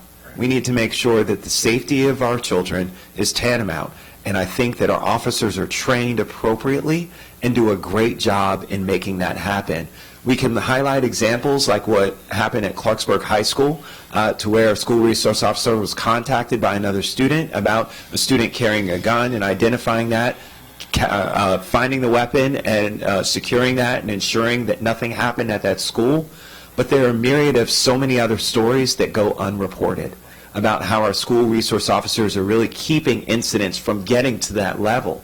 And so from that perspective, I know that we've had conversations about potential leadership opportunities within our school resource officer department. So in addition to what we're looking to do with expanding our community policing efforts under Ms. Pruitt, who's doing a phenomenal job, I think that she needs more resources, and I think that also expanding our school resource officer program will continue to better our community policing models in this county. I know it's something that you believe in, that you care about, and it's the reason why I support you. So thank you, sir. Absolutely. Thank you. Councilmember Katz. Thank you very much, Madam President. Chief, thank you for your service and your commitment to our community and the men and women of our police department as well. I've said publicly a few times that to prove that how concerned you are about Montgomery County and about the officers of Montgomery County, you stayed in here when many others would have looked to leave, and you didn't. And we're so very pleased about that. And I also want to take a moment to thank the men and women of the Montgomery County Police Department directly, who each and every day risk their lives for us and to make certain that our residents stay safe. They never get enough thanks, and I think we need to do that time and time again. I believe that the questions already asked and the answers you already have given reminded me, while I will be so very proud to vote for you to be our next chief of police. We need to continue to pledge to you and to all of our department that we will continue to provide the resources that you need to do your job. Just to say we need this being done and for us not to provide it is not fair nor wise. As you know, being a police officer has never been an easy job. It wasn't an easy job when you started those 34 years ago, and it's probably even become a little bit more difficult over those years, and especially today. And we are, as you mentioned, seeing a great concern about recruitment. Many people, especially our young people, can be hired a much more lucrative job with a whole lot less risk, and that's a concern. We need to make certain that we address how we can attract those officers, and I sincerely believe this council will do that, working with you to make certain that we will do that with incentives and anything else that it takes, not only for our officers but for our dispatchers as well. I know that is another concern. We not only want to attract them, we want them to stay here to continue to work with us. As you mentioned earlier, we need to make certain our community feels comfortable, and that has to be done in a variety of ways. Some of what we might try might not always work immediately, but that means that we'll just have to try it again and try to figure out what will work immediately. Success doesn't always happen overnight, but we need to work together to do that. And as you also mentioned, we need to continue to communicate with all of our residents, our businesses, and our visitors that our first responders are here to provide the very best service possible, and we need their help to do that. We want to continue to be one of the best, and I wrote down one of the best departments in America, and that's not actually correct. We want to continue to be the best department in America. And I know that you will ensure that our pride will continue to be a part of all of us. We're very proud of our police department. And again, I thank you and your entire family. I know your family is with you and has been, and it's always, they have certainly been a great part of Montgomery County all these many years, and they continue to be so. But we want to thank you and your entire family that all that you've done and all that you will be doing for Montgomery County. Congratulations. Thank you, sir. Thank you. Councilmember Jawando. Thank you, Council President. And Chief Jones, good to see you again. Good to see you, sir. Often people don't know we share a lot of things. That you're 3rd District for a long time, and you're also in the same fraternity, the best fraternity, Absolutely. Alpha Phi Alpha Fraternity Incorporated. And so great to see you and great to meet with you yesterday and chat again, and look forward to many more conversations. I was really happy to hear you say that you have a vision for the county, and you've articulated for the police department.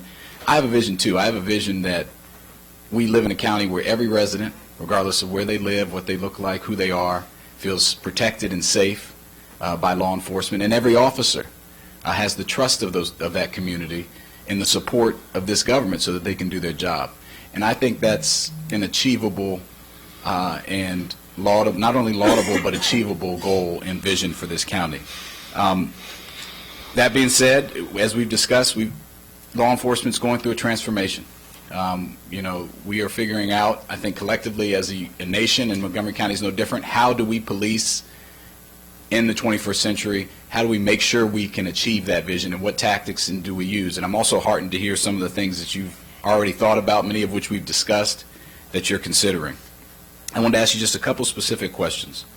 We talked about transparency and accountability being so important to our community so that they can feel that they can trust and know what's happening. You talked about the complaint process. One of the serious challenges with complaints is the Maryland Public Information Act. And you may know that currently it's being interpreted to block any information by a resident who requests information about a complaint that they've made to know what has happened, because that's deemed a personnel record. This council has supported publicly this year legislation to remove that restriction and change the classification of complaints from personnel records so that residents who file a complaint can know what has happened. Do you support that legislation, and will you support that legislation? I would need to look at that much more closely, Mr. Jawando, just because of the impact that it would have. And to really kind of coordinate and talk about those issues, particularly with the union, as that becomes a very sensitive issue from that perspective. I totally understand where people feel as if they would want to know a lot of particulars about, the complaint process, the findings, which we do share. We share the findings of those investigations. What we don't share is what is the disciplinary process, as far as what is the discipline that was issued for that particular officer in a case where the finding was sustained in a particular incident. Okay. So with that being said, that's where I know the sensitivity arises from that perspective, from a personnel perspective, about what's the discipline that's been handed down to that particular officer in any given situation. So I will look at that much closely, because I've not seen particulars to the proposals for a bill of that nature yet. Okay, it's SB 362. It's been introduced several Okay. times, and I can follow up. And you should know that 27 other states have a much more transparent process by which they notify others about these disputes. So Sure, we're kind of an I am aware of outlier. some of that, We're an yes. outlier on that Yes, regard. I am aware of that, yes. You mentioned the racial profiling issue, which is continues to be a challenge. We've had the incidents with the gentleman in White Oak and other incidences that we've heard. It was mentioned, as the council president said, at our town hall and during community meetings. I'm really happy to hear, as we've discussed, this idea of an external audit, bringing someone in to look at our disparate policing statistics. You mentioned police stops, but I'm traffic stops. I'm also hoping that, as we've discussed, you'll include things like the trespass orders, disorderly conduct, resisting arrest and assault charges, because I think we need to dig into all those data. As we've discussed, African Americans make up 19% of the population, but accounted for 50% of the arrests last year. We need to know what those charges were, where they happened, why they happened, so that we can analyze. Would you agree with that and commit to do Sure, that absolutely. as part I of the think analysis? from a holistic standpoint, I want it all to be a focus. I also want to know, as much as we have, we look at it from a general standpoint of our arrest data, who are we arresting and why, and where are those individuals from as well, right? I want to know, are they county residents that, for some of those issues that might be, when we look at ourselves internally, why, and I'm trying to figure out a lot of times what's the root cause of us to having these issues in some of these areas, particularly like if you're dealing with disorderly conduct in a particular one general area, why is it? And how can we eliminate that, right? So we're looking for some positive outcomes as a result of this audit, and to be able to look at that data and to figure that out. Great. So, And I'm glad, as we talked yesterday, the OLO, Office of Legislative Oversight, is going to be working with you all on that data. Yes. And that can maybe help inform that process Absolutely. as well. Absolutely. Last thing I wanted to mention, and I'm glad to hear you say root causes. I've talked about before how I think our philosophy needs to be that we view arrest as a societal failure. Of course, there's going to be incidences where we need to arrest people to protect the safety of the public, but whether it's mental health, drug abuse, poverty, homelessness, there are root causes that can lead to the situations that officers have to encounter every day, and knowing the data, knowing where it's happening, knowing why it's happening is going to be critical to changing some of those outcomes. Particularly on mental health, I wanted to suggest, and obviously this is an issue we're dealing with on both sides, with mental health being the leading cause of death for officers in the country, and we have an increasing mental health population in our jails and our prisons and arrests, so we have a real issue with mental health. There's a program called Cahoots that Oregon has put forward, and Denver is picking it up, where there is a nonviolent call to 911 for mental health. Police are not dispatched. It's actually a medic and a mental health professional who are dispatched for those calls. Is that something that you heard of, or would you be committed to looking into those type of responses? Yeah, I have heard of a program similar to that. I don't know if it's exactly that program. I would be more than interested in looking at some of those things that I think would, again, if it's that there are many types of calls, I think, that exist that are not so-called police calls. It's just we're the easiest one to pick up the phone and call to make sure that somebody gets there to get help, right? So we understand that, and if there's an opportunity for, and when we're able to sort of dissect what may be an actual issue that's not an emergency or doesn't need our particular services to protect the safety of others or that particular individual, I am totally for if we can have additional services that from the mental health professionals that are able to go and deal with those situations. Great. I fully support that, yes. And on the recruiting crisis, part of that vision we talked about, homegrown, I was so happy to hear you say homegrown. I think 5 years from now we can be in a place where we have our kids like me, kids like you, kids like Councilmember Rice, others that see the changes we're making, see that we're trying to move forward in a positive way here and lead in Montgomery County in policing, and where we can recruit our own. And so I look forward to working with you to get to that vision. I appreciate that. Thank you. Councilmember Glass. Thank you, Madam President. Acting Chief Jones, it's good to see you. Good to see you, sir. I know it's been a trying few months for you, various levels here, and you've been rising to the occasion, and I just want to publicly express my sympathy to you and the department for the recent passing of Officer Bamba. Thank you. And everything that we as a community have gone through as a result of that. And I appreciate the questions that have been asked, and some of those topics I discussed with you privately when we met earlier this week. But there are just two topics I want to discuss publicly right now. As the first LGBTQ member of the council, I've been speaking with many residents here about those issues, and there's a sentiment that we need to better train our police department for some of the modern era, if that's a polite way of saying it.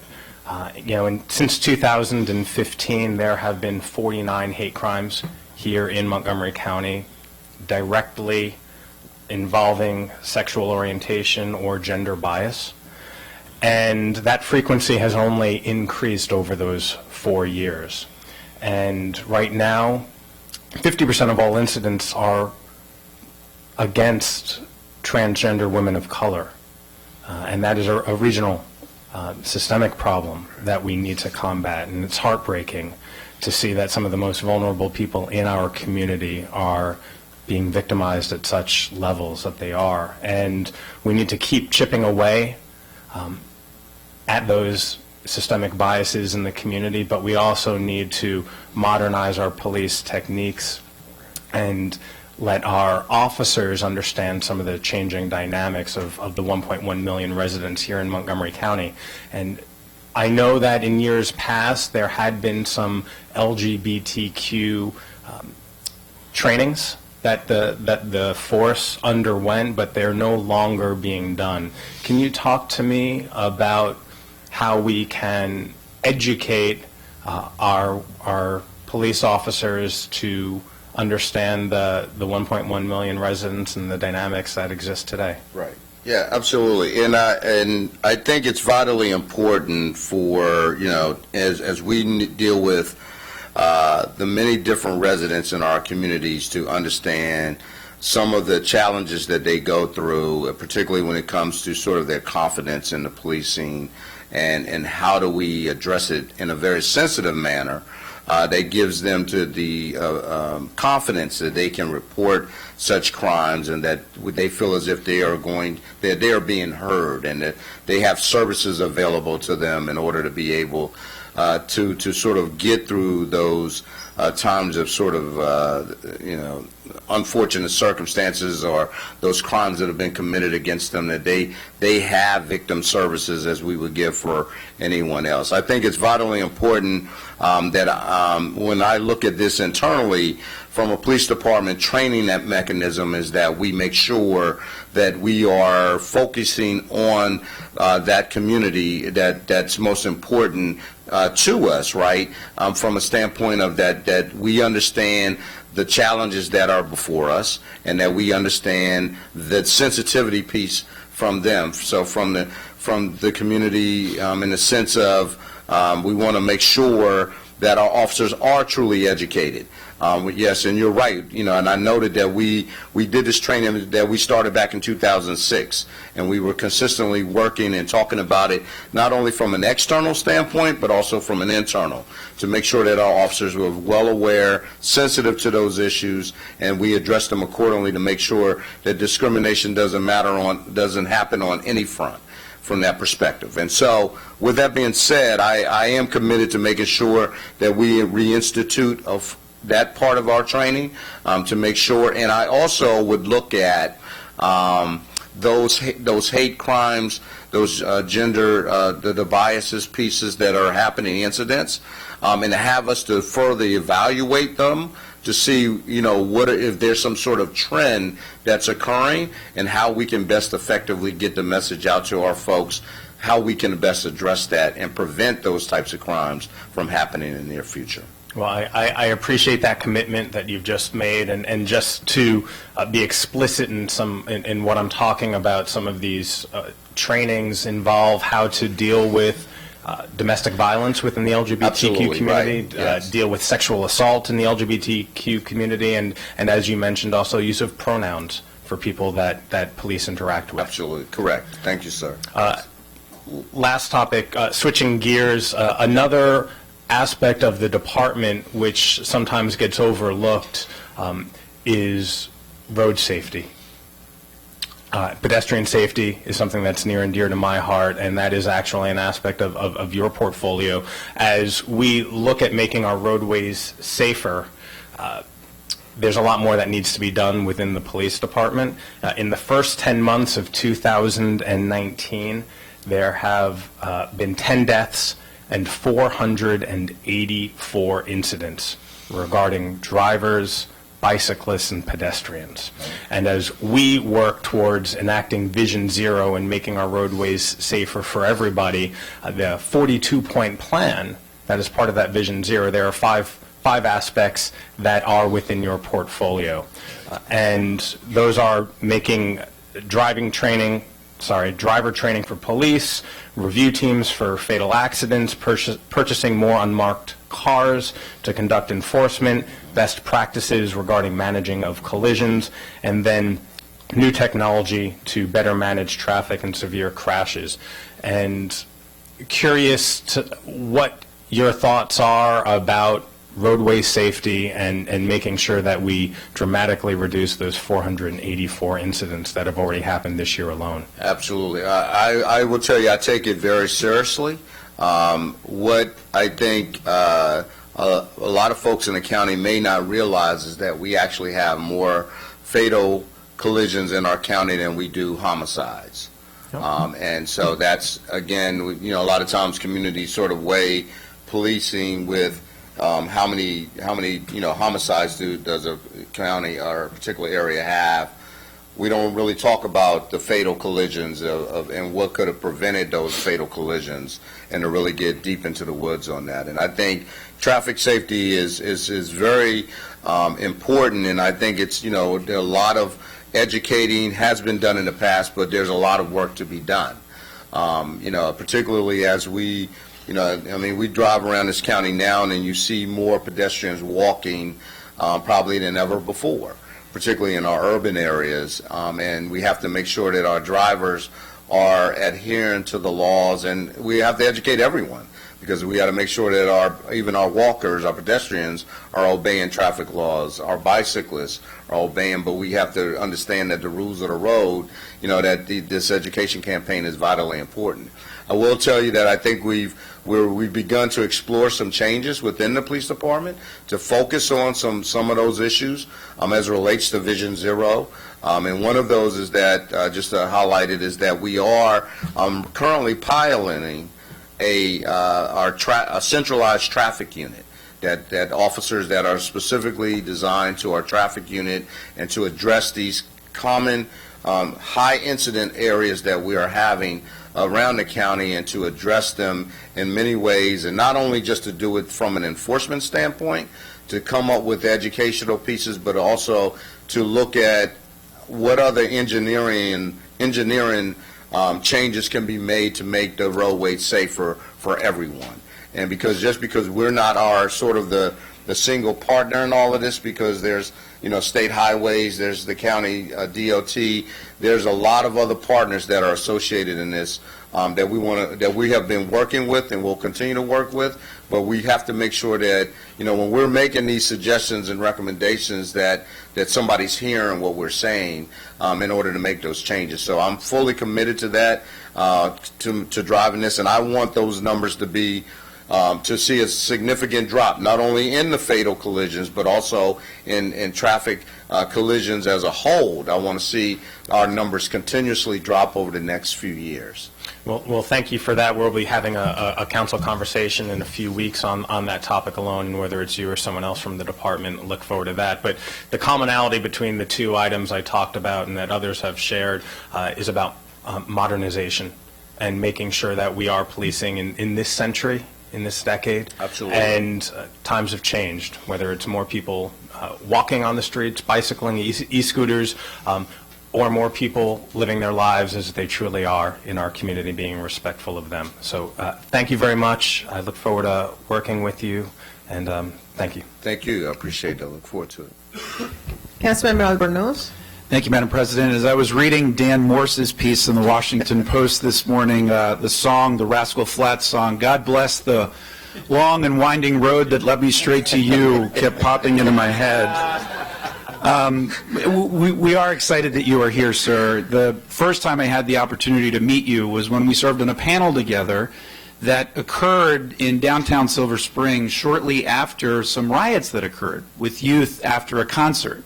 And at the time, there was actual serious consideration being given at the county on instituting a policy of a curfew because of the civic unrest among our youth that particular summer. And you, at that panel, provided what I thought was a master class in how to respectfully and sternly and politely and caringly engage our youth. And I thought you did a phenomenal job that night. I was impressed then, and I've continued to be impressed over the last 12 years as I've gotten to know you. And so I think you are going to do a fantastic job as our next police chief. I do want to start in the youth development space. I totally concur with bringing back important and tried and true programs and services like our Police Athletic League. I think we can go even further than that and work on collaboratively on STEAM-based programming together with our law enforcement because there's a lot of opportunities there. And I want to highlight what I think is a best practice. When we launched Excel Beyond the Bell 10 years ago, we did a training called Advancing Youth Development, and the SROs at the various schools that had EBB sites participated in that training. And everybody really acknowledged how powerful that training was and how helpful it was. And so as we look at community policing moving forward and as we look at proactive measures that we can take to better engage our youth, I strongly urge you to look at trainings like that, and create the time and space for our officers to be able to take advantage of those trainings, because we've talked about this extensively and also served on the Positive Youth Development Committee together, and I know you believe this, I know you know how important it is, and I just want to highlight that and then confirm that that's a direction you want to take and those are actions that you'd like to pursue. Oh, absolutely. I think that, and I appreciate those comments because I think what's most important and sort of the suggestions, because I think that, when we look at a lot of the issues with our youth, I've been involved in a lot of youth development type of programs for quite some time. I've been a part of a mentoring group that I think has had some significant impact in this county, and the reason why I did that, and that was on a volunteer basis, is because I found that to be important to me. Because I think it's important that we make sure that, we can have an ability to reach out to our youth, to show them that we can be good role models, but to also develop relationships with them, and most importantly, to understand them. And so it's vitally important that along the way that we, as the police department, we have a role to play. And as noted earlier, it's not all about just an enforcement mechanism that role that we play. We play another important role in order to prevent and to preserve the peace, but we also, in order to have community relation building, they have to be a part of that. And so the school resource officer program, I think, is vitally important. I fully support expanding it. I think we have some phenomenal school resource officers who are doing, when we look at schools, those schools by themselves are a community within itself. And I tell our officers all the time is you treat it like the school resource officer treats that like it's their beat. That's their responsibility. They own that. And they treat it as such. And even any officer that works in that area, I tell them the same thing, that, it's not just because it's the school resource officer's responsibility. It's also yours. But I fully support us becoming more engaging in the youth development type programs and being engaged in a way that we would be able to effectively do more communications that would be positive. Great.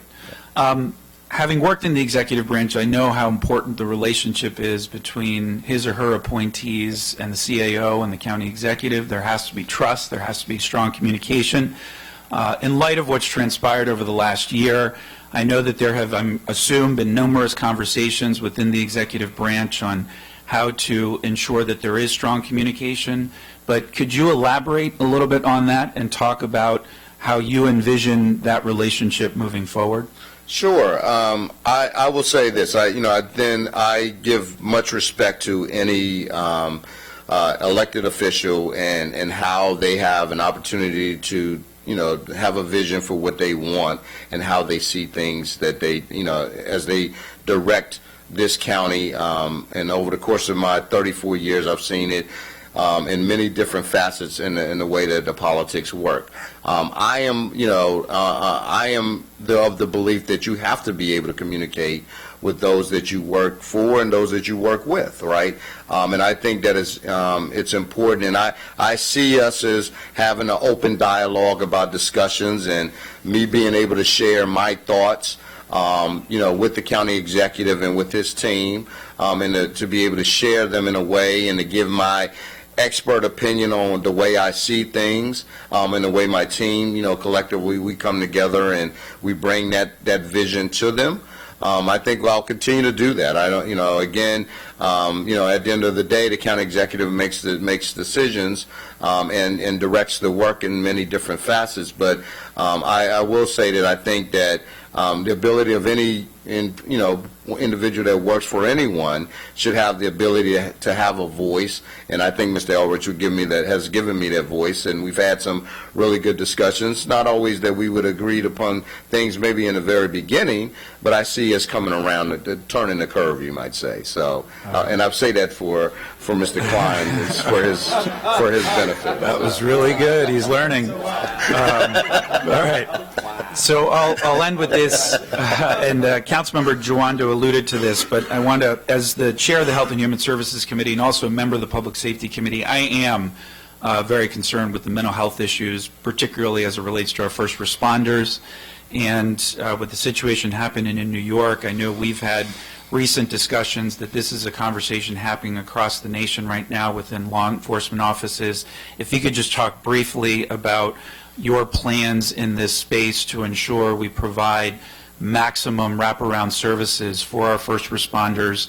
And as a follow-up, I've discussed this with my colleague Sidney Katz. We are interested in learning more about where some of the gaps are and what more we can do collectively as a community to support our first responders. Absolutely. And there's no doubt about it. I think, over time, we really have to understand the impact of this profession.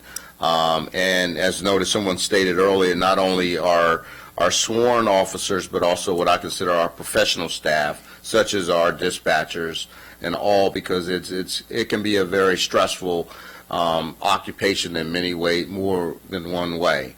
And I just returned from Major City Chiefs Conference in Chicago, and to hear several other departments, particularly the NYPD, speak of 10 such suicides that they've had in the year of 2019 alone, and how impactful that's been on their agency. And it's going across, and there's we had a couple of panel discussions about this, to the degree of what else can we do as police leaders to provide these types of services to our folks, and to not allow them to just simply feel as if they don't have the ability to come forward, and that there won't be these negative impact. There won't be a negative stigma attached to their crying out for help. And that's one thing I'm committed to making sure that we won't do that, that we won't make this a negative stigma against our officers, or their family members, or the other professional staff, that we are providing them with services. We are currently working with OHR in order to be able to provide better communication and information to all of our employees. We are also in the middle of, just beginning, I should say, in the collective bargaining negotiations to talk with the FOP about some of those. Some of the services that I'm concerned about is to make sure that no matter where officers live, that there's accessible practitioner help nearby to where they live, so they don't feel as if they have to sort of travel across one end of the county to the next, or that they've got to travel 2 counties over in order to get that. I know that the mental health profession is somewhat inundated sometimes. I hear people talk about, they try to get appointments and they might not get an appointment for like 2 or 3 months. And to me, that's unacceptable in our world, even though we do have a police psychiatrist that is connected to our department that works out of OHR. And I was just told by OHR that they have hired a second police psychologist. So that's going to tremendously help us. But we're also looking at what are some of the other needs, and we're exploring that. So when we come back, I think in December, we'll have a much more definitive sort of a plan of what that's looking like, what are those services, and what are some of the shortcomings if we can identify such. We'll be more than happy to share that with the council. So thank you. Councilmember Hooker. Thank you, Madam President. Chief, I'm so glad to see you in front of us in Good this, to see you, in this sir. role. Thank you. I want to echo what my public safety chairman said about it. I really appreciate your willingness to stick with us through 34 years in a very high-stress job, especially at the command structure, and I really personally appreciate the 5 years we've been able to work together. Whether I was working with Commander Jones or Assistant Chief Jones or Acting Chief Jones, I really appreciated your dedication and just love. It's evident for Montgomery County, and your commitment to the community and to the county you live in, and personally, to your responsiveness and availability to me personally in the community, whether it's happy events like so many East County National Night Outs or very difficult events like numbers of shootings and the Flower Branch fire and other things. I've always just really appreciate your dedication, your responsiveness, and your candor in talking me through a lot of those very difficult situations and helping me understand the challenges you're facing and the craft that you practice every day. So I'm really glad to see you in this position. We talked a lot about community policing, and I don't want to belabor it, but this is how I understand it, how I try to say it to people. I've heard Chief Manger say this, and I have heard you say this, essentially. We shouldn't have to choose between having a very safe community, and we have a very safe community, and a community that has very strong police-community relations, right? That's a false choice. Right. That we have a stronger and safer community if we have very strong police-community relations. And we want our police as much as possible to live in the county and be part of the community and feel like it's their community and feel as protective of the community and our neighborhoods as we all do.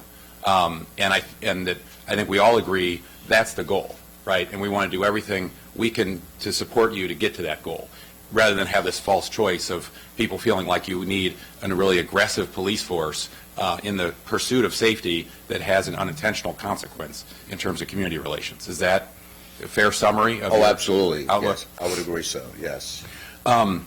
So if I'm right about that, can you talk at all about, since I don't think we've touched on this, what's the role of your working with the FOP and with community organizations to get to that goal? Yes, that's a great question. I think for many years, I think that it's been clear that police management and the FOP have not had a great working relationship to begin with. And I think that over the time, there's a lot of reasons for that, about feelings about why that has occurred on both sides.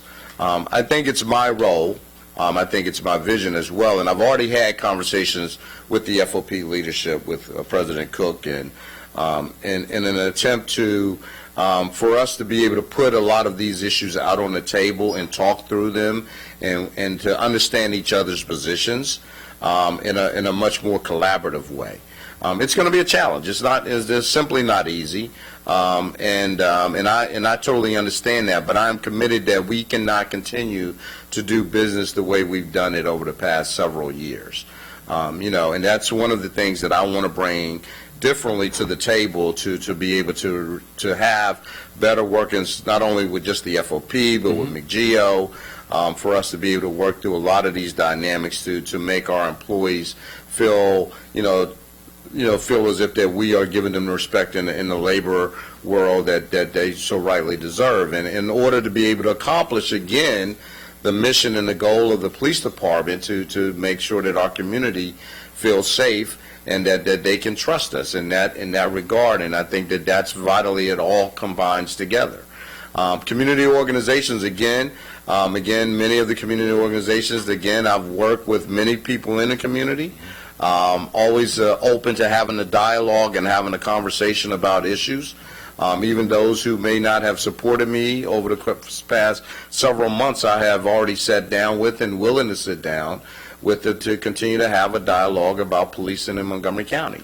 I'm not afraid of that. I think it's vitally important. I think in my opinion, where we are in our society, when we choose to kind of go into our own corners and not have a conversation, and we want to go just talk to social media and have that to be our discussion, then I don't think we're making any progress, and we're not going to make this place a better place to live. And so it's vitally important, in order to be able to bridge that gap, is that we come out of those collective corners. I'm committed to already walking out of that corner, meeting halfway, sitting down, let's talk, let's figure it out, and I'm going to listen. I am going to hear. I'm not going to say you're going to agree with me 100% of the time, vice versa, but I think at the end of the day, I can understand where you're coming from, and I respect your opinion. But at the end of the day, we also have to do, when we look at it, what's the best, and as long as we're not doing anything detrimental to the citizens of this county, I think that's vitally important for us to be successful. Thank you. We talked a little bit about public communication, and and maybe we'll explore this in a public safety hearing, but I'm concerned a little bit. I've talked to you individually about some of the public safety alerts, even just this year, where I felt like we unintentionally created some unnecessary fear in the community, or let it last longer than we maybe needed to. One was the tragic incident involving Officer Bamba. Right. Another one was the auto theft recently in Silver Spring that was reported as a shooting. And resulted in a school lockdown and a huge traffic snarl and other things. Right. And then, of course, there's been multiple alerts at Montgomery College of an active shooter, and then when there was an active shooter in the mall, that was reported at Montgomery College as a fire drill. So I think we have some room for improvement in this area, and I don't know if you have anything to share today, but maybe we'll be able to explore. I would only just say this, and look, we live in a world of information on steroids, of things being thrown out at a very fast pace, and then we also have this expectation, and I understand it.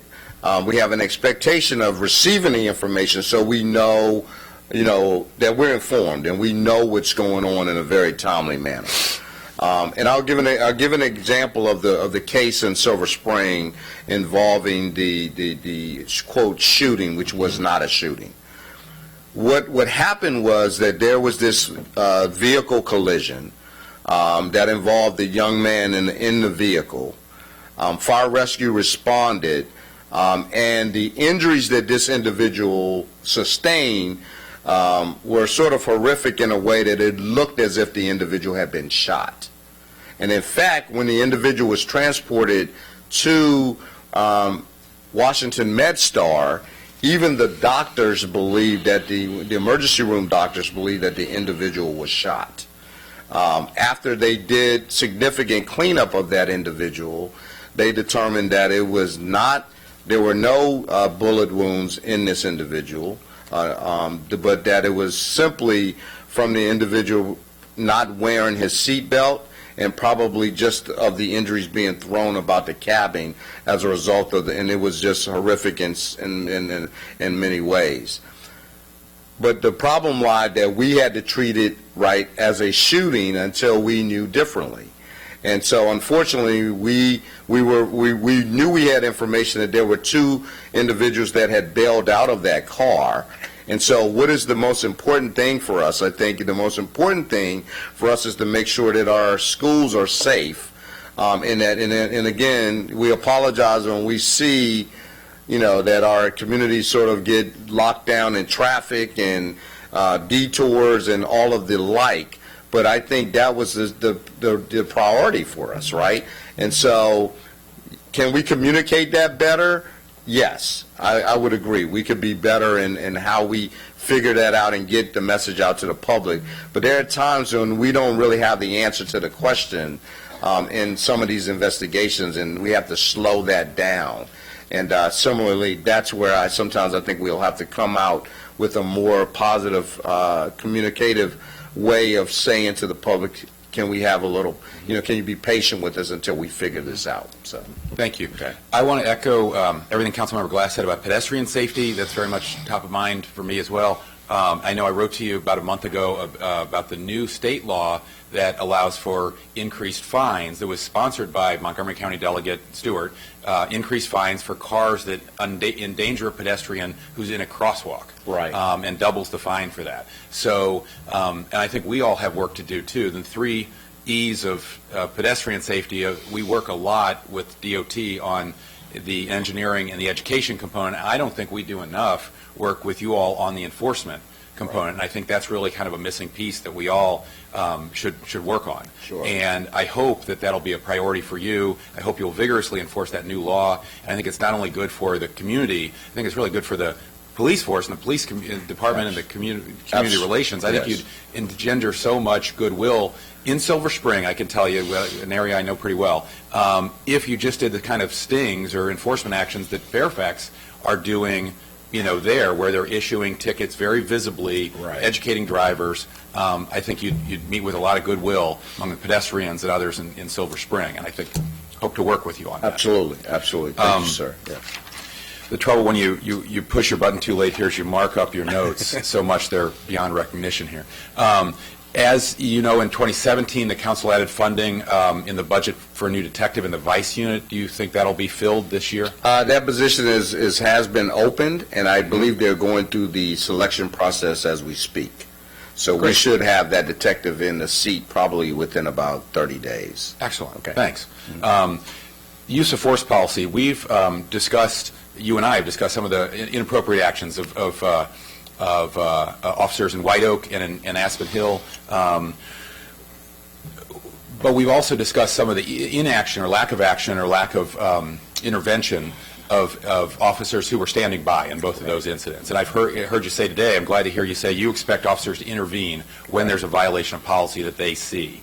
Can you elaborate on your plans to communicate that and enforce it to a big force? So absolutely. So our intention will be to craft a policy, but not only just to craft a policy that we are wanting our officers to be able to step in and sort of, when someone is what we consider to be going outside of the realm of the utilization of use of force, or even from a standpoint of sort of having this interaction with the citizen and it's not going very well, and it's that they could then interact. But we're also going to utilize that in our training mechanisms to train that way. To have our officers to have them intervene so that they understand that this is the expectation that we are setting forth for them to act in such a manner. Again, some of the more difficulties of and not totally, but I would just say, for example, if you have a officer who has less time on and you have a veteran officer who might be going sort of outside of the realm, that younger officer may not feel that they have the support or they have the ability to sort of step in for that veteran officer. But here we are going to say, no matter what your rank is, no matter how much time you have on, that these are the expectations you have because you're as accountable to what's going on as the other officers that are involved. So that's a little bit of the focus that we'll be, and we're putting that plan together now. And that we'll be trying to implement that within the next few months. Thank you. Okay. Finally, just on mental health, I'm, as you are, alarmed to hear that there's a 2 to 3 month wait for officers to get a mental health examination or appointment, and I'm glad to hear about the second police psychologist. I've always been told there are many officers who are afraid to reach out and get help, both because of the stigma that exists in society and fear that it'll affect their career. Right. Do you have thoughts on what we need to do to address that? So yes, and I think, again, this is a large problem within our entire profession. And it is it's very, because you have officers who feel as if they said they came forth and that they, were suffering from some mental health type of crisis, that we would then, go and suspend their police powers and take their gun away from them and reassign them to sort of a desk duty, or they can no longer do what they were, in their particular assignments, that they couldn't do their jobs. And so I do have concerns about that, and I think all of you have chiefs across America that are thinking the same way as I am. How can we better serve those individuals to make sure that that doesn't happen? But there may be extreme cases that we don't have any choice, right? Depending upon the safety for that individual as well as the safety of others around that individual. We have to make sure we're mindfully concerned about those folks that could be impacted by some negative action in the worst case scenario. And hopefully that never happens. But the reality is that we have to keep that in the back of our minds as leaders. And so I will say to our folks that I think that, first of all, the most important thing that we want to get them is for them not to be concerned about what's going to happen from that stigma. That's not my number one priority. My number one priority is to get them the help that they need as quickly as possible. That's what I'm going to be trying to focus, and that's the message that I'm trying to get to our folks to make sure that they understand. Great. And the flip side of that, in the community awareness of mental health and the issues in the community, I'm just glad to hear what you said in the wake of the Robert White shooting. Right. Your support for enhanced mental health awareness training for our officers and the changes in the response protocol to get mental health professionals on the ground when it's an individual call. Absolutely. Thank you so much. I look forward to continued work together. Thank you, sir. Appreciate that. Thank you. All right, Councilmember Fritzen. Thank you to the Council President and to my colleagues. A lot of my questions have been asked. I really appreciated the opportunity for you and I to sit down together and discuss a lot of my questions, so I will try my best to be as brief as possible. But I appreciate the fact that my colleague, Councilmember Albornoz, raised the Rascal Flatts song, "Bless the Broken Road." I was thinking about more of a Grateful Dead, what a long, strange trip it's been. But it certainly has been a challenging process. I appreciate all of my colleagues and our commitment to getting this right and making sure that we do our job to fill one of the most important jobs in our county for the public safety and quality of life of 1.1 million residents, for the 1,300 members of the force. And I am reminded, based on recent events, that bumpy roads lead to beautiful places. So hopefully that's where we end up here as well. But I do have a few questions. I share the issues raised about community policing, in particular about pedestrian safety in particular, and especially about mental health in particular. Several of us were at the memorial service for Officer Bamba, and express condolences to members of the force and to Officer Bamba's wife and to their family. But I wanted to express our condolences again, and also just reiterate what many of us have shared, our commitment to providing the financial resources and any services that are needed to make sure that those who have unique challenges, because all of our county employees and all of our county residents face mental health and emotional well-being issues that we need to be diligent about, but those who have a firearm and carry a badge and are pressured to be placed under these circumstances that our officers are, face unique challenges. And you've answered that pretty thoroughly, but I just wanted to reiterate that point that many of my colleagues have made, and look forward to working together to address some of the pedestrian safety issues as well that are particularly important in District 1, where we have a lot of urban environments, some of our busiest roads, some of our most dangerous pedestrian traffic areas, and an area where we have had multiple pedestrian and bike deaths in recent history here. So hopefully we can work together on that. But a couple questions that I have for you. One is, from time to time, we hear about the concerns from some residents about the size and the number of our police districts, and particularly in the context of community policing. I was just hoping you could share any thoughts that you have of whether or not, based on the increase in the population and the type of communities that we have in Montgomery County, if the current 6-district structure is adequate, or whether or not you foresee any changes to that approach? So I agree. Montgomery County, I go back in time for the fact that I've been around here for 34 years. When I first came on, we had 5 police districts, and I came on in 1985. And we had those 5 police districts, and Germantown being the most notable, because that's where I worked. But it basically was Gaithersburg, Germantown, from Shady Grove Road to the county line. That was the Germantown district. That encompassed Poolsville, Damascus, all of the above, right? And so we had to really look at it as the county continued to grow. Then we're probably growing somewhere from around 700,000 or 800,000 people, and the county's growing immensely, up county particularly, and in the Gaithersburg area. That we knew that we had to develop another police district. And so the 6th district was developed in 2000.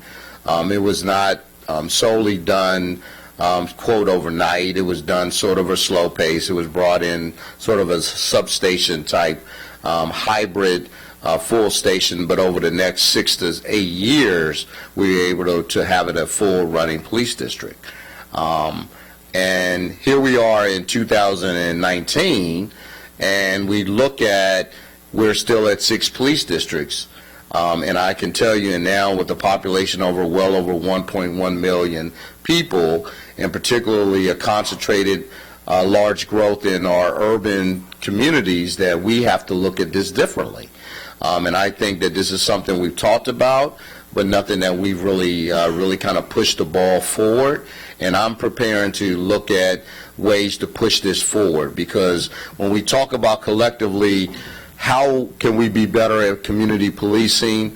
In order for my officers to be able to do a lot of those things, they have to have the time to do them. And if you're running from call to call to call, and you really don't have that time, then we're not going to be effective, and we're only talking out of the side of our necks.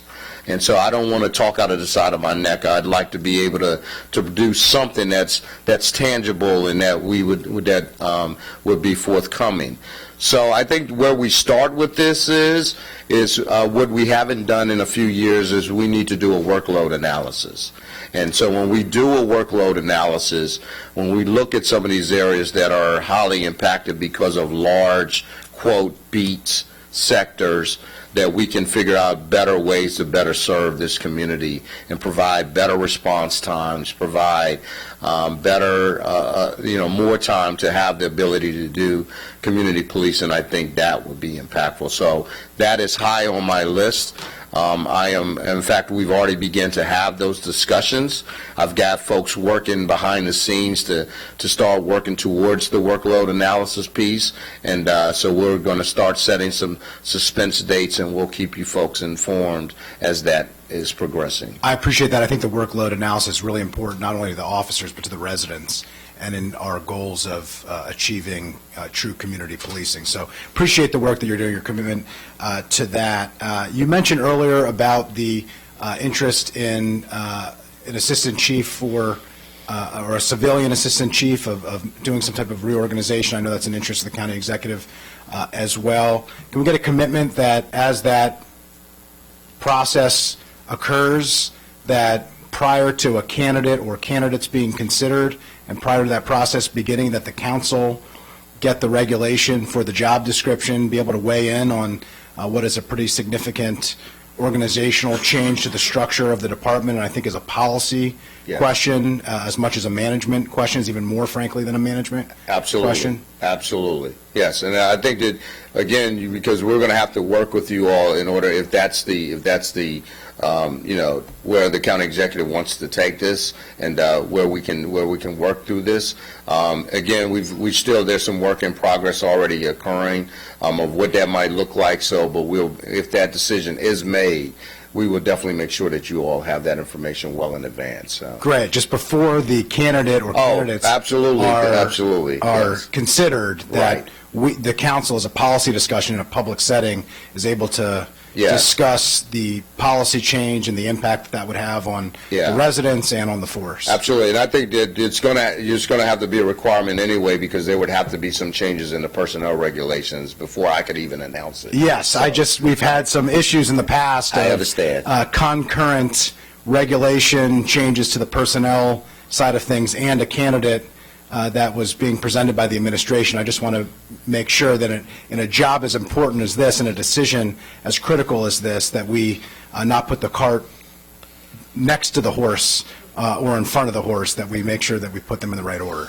Point well taken. Thank you so much. I appreciate that. And then, final question, given the events that have led us to this moment, and several others have mentioned this as well, but there's been a fair amount of discussion about morale in the department, something that I'm personally very concerned about, and I know some of my colleagues, many of my colleagues, not all my colleagues, are concerned about as well. As public officials, as elected leaders, what can we do to make sure that you have the faith and resources that you need to ensure that you can do what you need to do to lead the department? So I will say this again. There's no other police department in this country that I would prefer to work for. I think this is one of the finest, and as Councilman Katz noted earlier, I believe it is the best police department. And the individual, and what makes that is not just for the fact that it's Montgomery County, but it's the people who work for this department is what makes this department the best department. We have some tremendous talent here. There's so much that doesn't get recognized. I think we all get caught up in our normal course of our lives, and we just kind of take it for granted to some degree, and until the spotlight shines on an incident or something that occurs within the police department, that's the only time we're sometimes recognized. But I will tell you, I think that officers, there's a lot of discussion that's been going on about policing across this country over some time now. This is not something that just started yesterday. It's been going on for quite some times, and sometimes the negative can weigh down on officers already the tough job. I think again, I want to thank this council for the tremendous support that you've provided to our department, not only from just budgetary, ask and resources that you provided us, but also some of the words and your presence at several events that are vitally important. When we lose an officer in the line of duty, that is the ultimate loss, and regardless of whether it's unfortunately, like in the case of what we just went through, where an officer took his own life, but that, because of the stresses and all of the other things that go on, and what this commitment is to this community. People need to feel as if that they are appreciated for what they do on each and every day, of just putting themselves in the line of quote, and I'd say this loosely, of incidents that could occur that can go one way or the other. And it's tough, right? And it's very tough. And I would just say to you and the council to keep that in the back of your minds, and to know that our officers do seek your support, and they know that they have it in many ways, but that they also feel as if you can reiterate it at different events, and when you see them, I think it goes a very, very long way. Appreciate it. I just want to reiterate my support for you, for several of your senior leadership team that are in the back here watching, for any officers who are watching the proceedings or listening to the proceedings, and just wanted to recognize as well, you haven't been acting in this job, you've been doing this job for many months, and just appreciate the professionalism that you've shown and the dedication that you've demonstrated to the department and to the county over what's been a bit of a challenging process that I'm glad is getting very close to a conclusion. So thank you very much. Thank you, sir. All right, our last light, Councilmember Reamer. I will be brief. Chief Jones, thank you so much. I really appreciate your stepping up to serve and enduring through the process. I want to pick up where you just left off. Our officers do need to know that we support them and that we appreciate the challenge of their work. And certainly, personally, my support for you is not only support for you, but support for all the leadership and the officers of our department and the work that they do. Thank you. Your local knowledge, your time, whether even if you hadn't grown up here as you did, but the years that you put in the department is an essential part of your qualification for this job.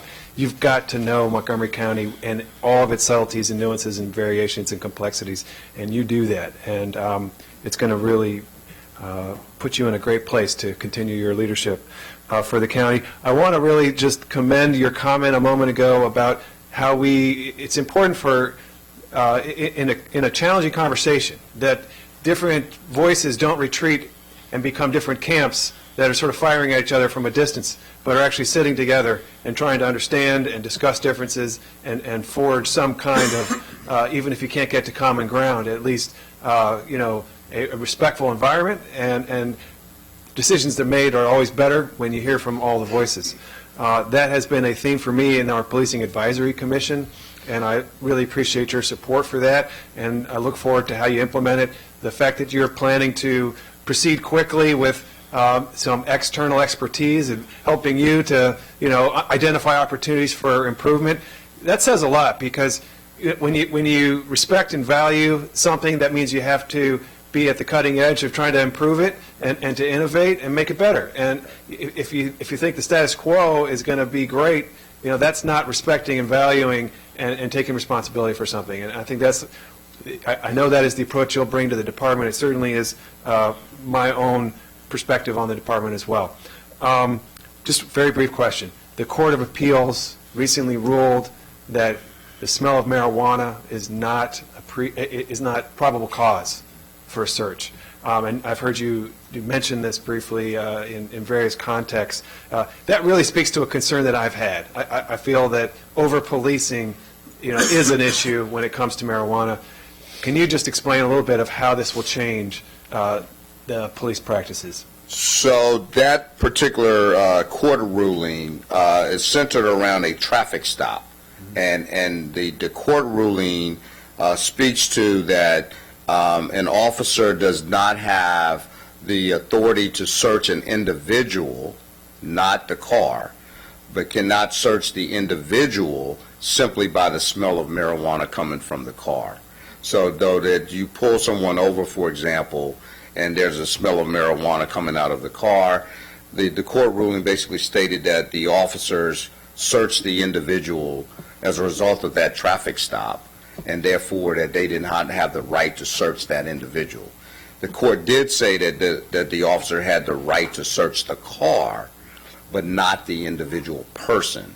So basically on what we call on that particular type of a stop. So with that being said, right, that we again, whenever there are court rulings that we are bound by, as it relates to encounters with our citizens, whether it be via traffic stop or being a stop on the street, those are the types of things that we have to retrain our officers and inform them and how that would look differently based upon their actions from this point forward. Therefore, they can't go outside the boundaries of the law to do it any different kind of way.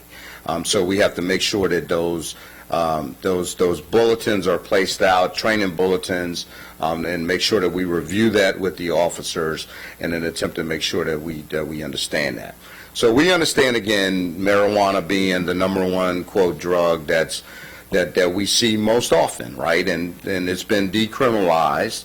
And citations, if marijuana is present and before us, it's our duty to basically to seize that marijuana as long as we do it lawfully, right? And if it's based upon Maryland law and, in our conjunction and working with Mr. McCarthy at the State's Attorney's Office on the cases in which he, will go forth with, again, and he has basically given us sort of some stringent type rules about how we actually, whether he will treat a case criminally versus being it civil. And so civil citations, of course, are, given to individuals, and they're just a civil fine like a parking ticket, and there's, nothing else associated other than the fine if the court so rules. And, that marijuana is seized and it's destroyed. And that's based on those premises. But outside of that, right, when we talk about the distribution of marijuana or, stands or possession with the intent to distribute, we will continue to actively investigate those cases. Because, again, unfortunately, and we've had this conversation before, and as I've noted, that it still troubles me. And I've worked in narcotics a long time during my career, but it still troubles me to see that over the past 5 years, all of our drug-related homicides have centered around, unfortunately, it's marijuana. It's baffling. It's unthinkable in many facets, but it's happening.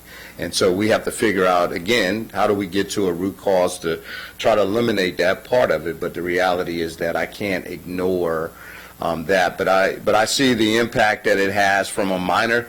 When you look at, the minor possession of marijuana, I see the impact that it has in many of our communities, and I understand that. And I don't want that to be our sole focus.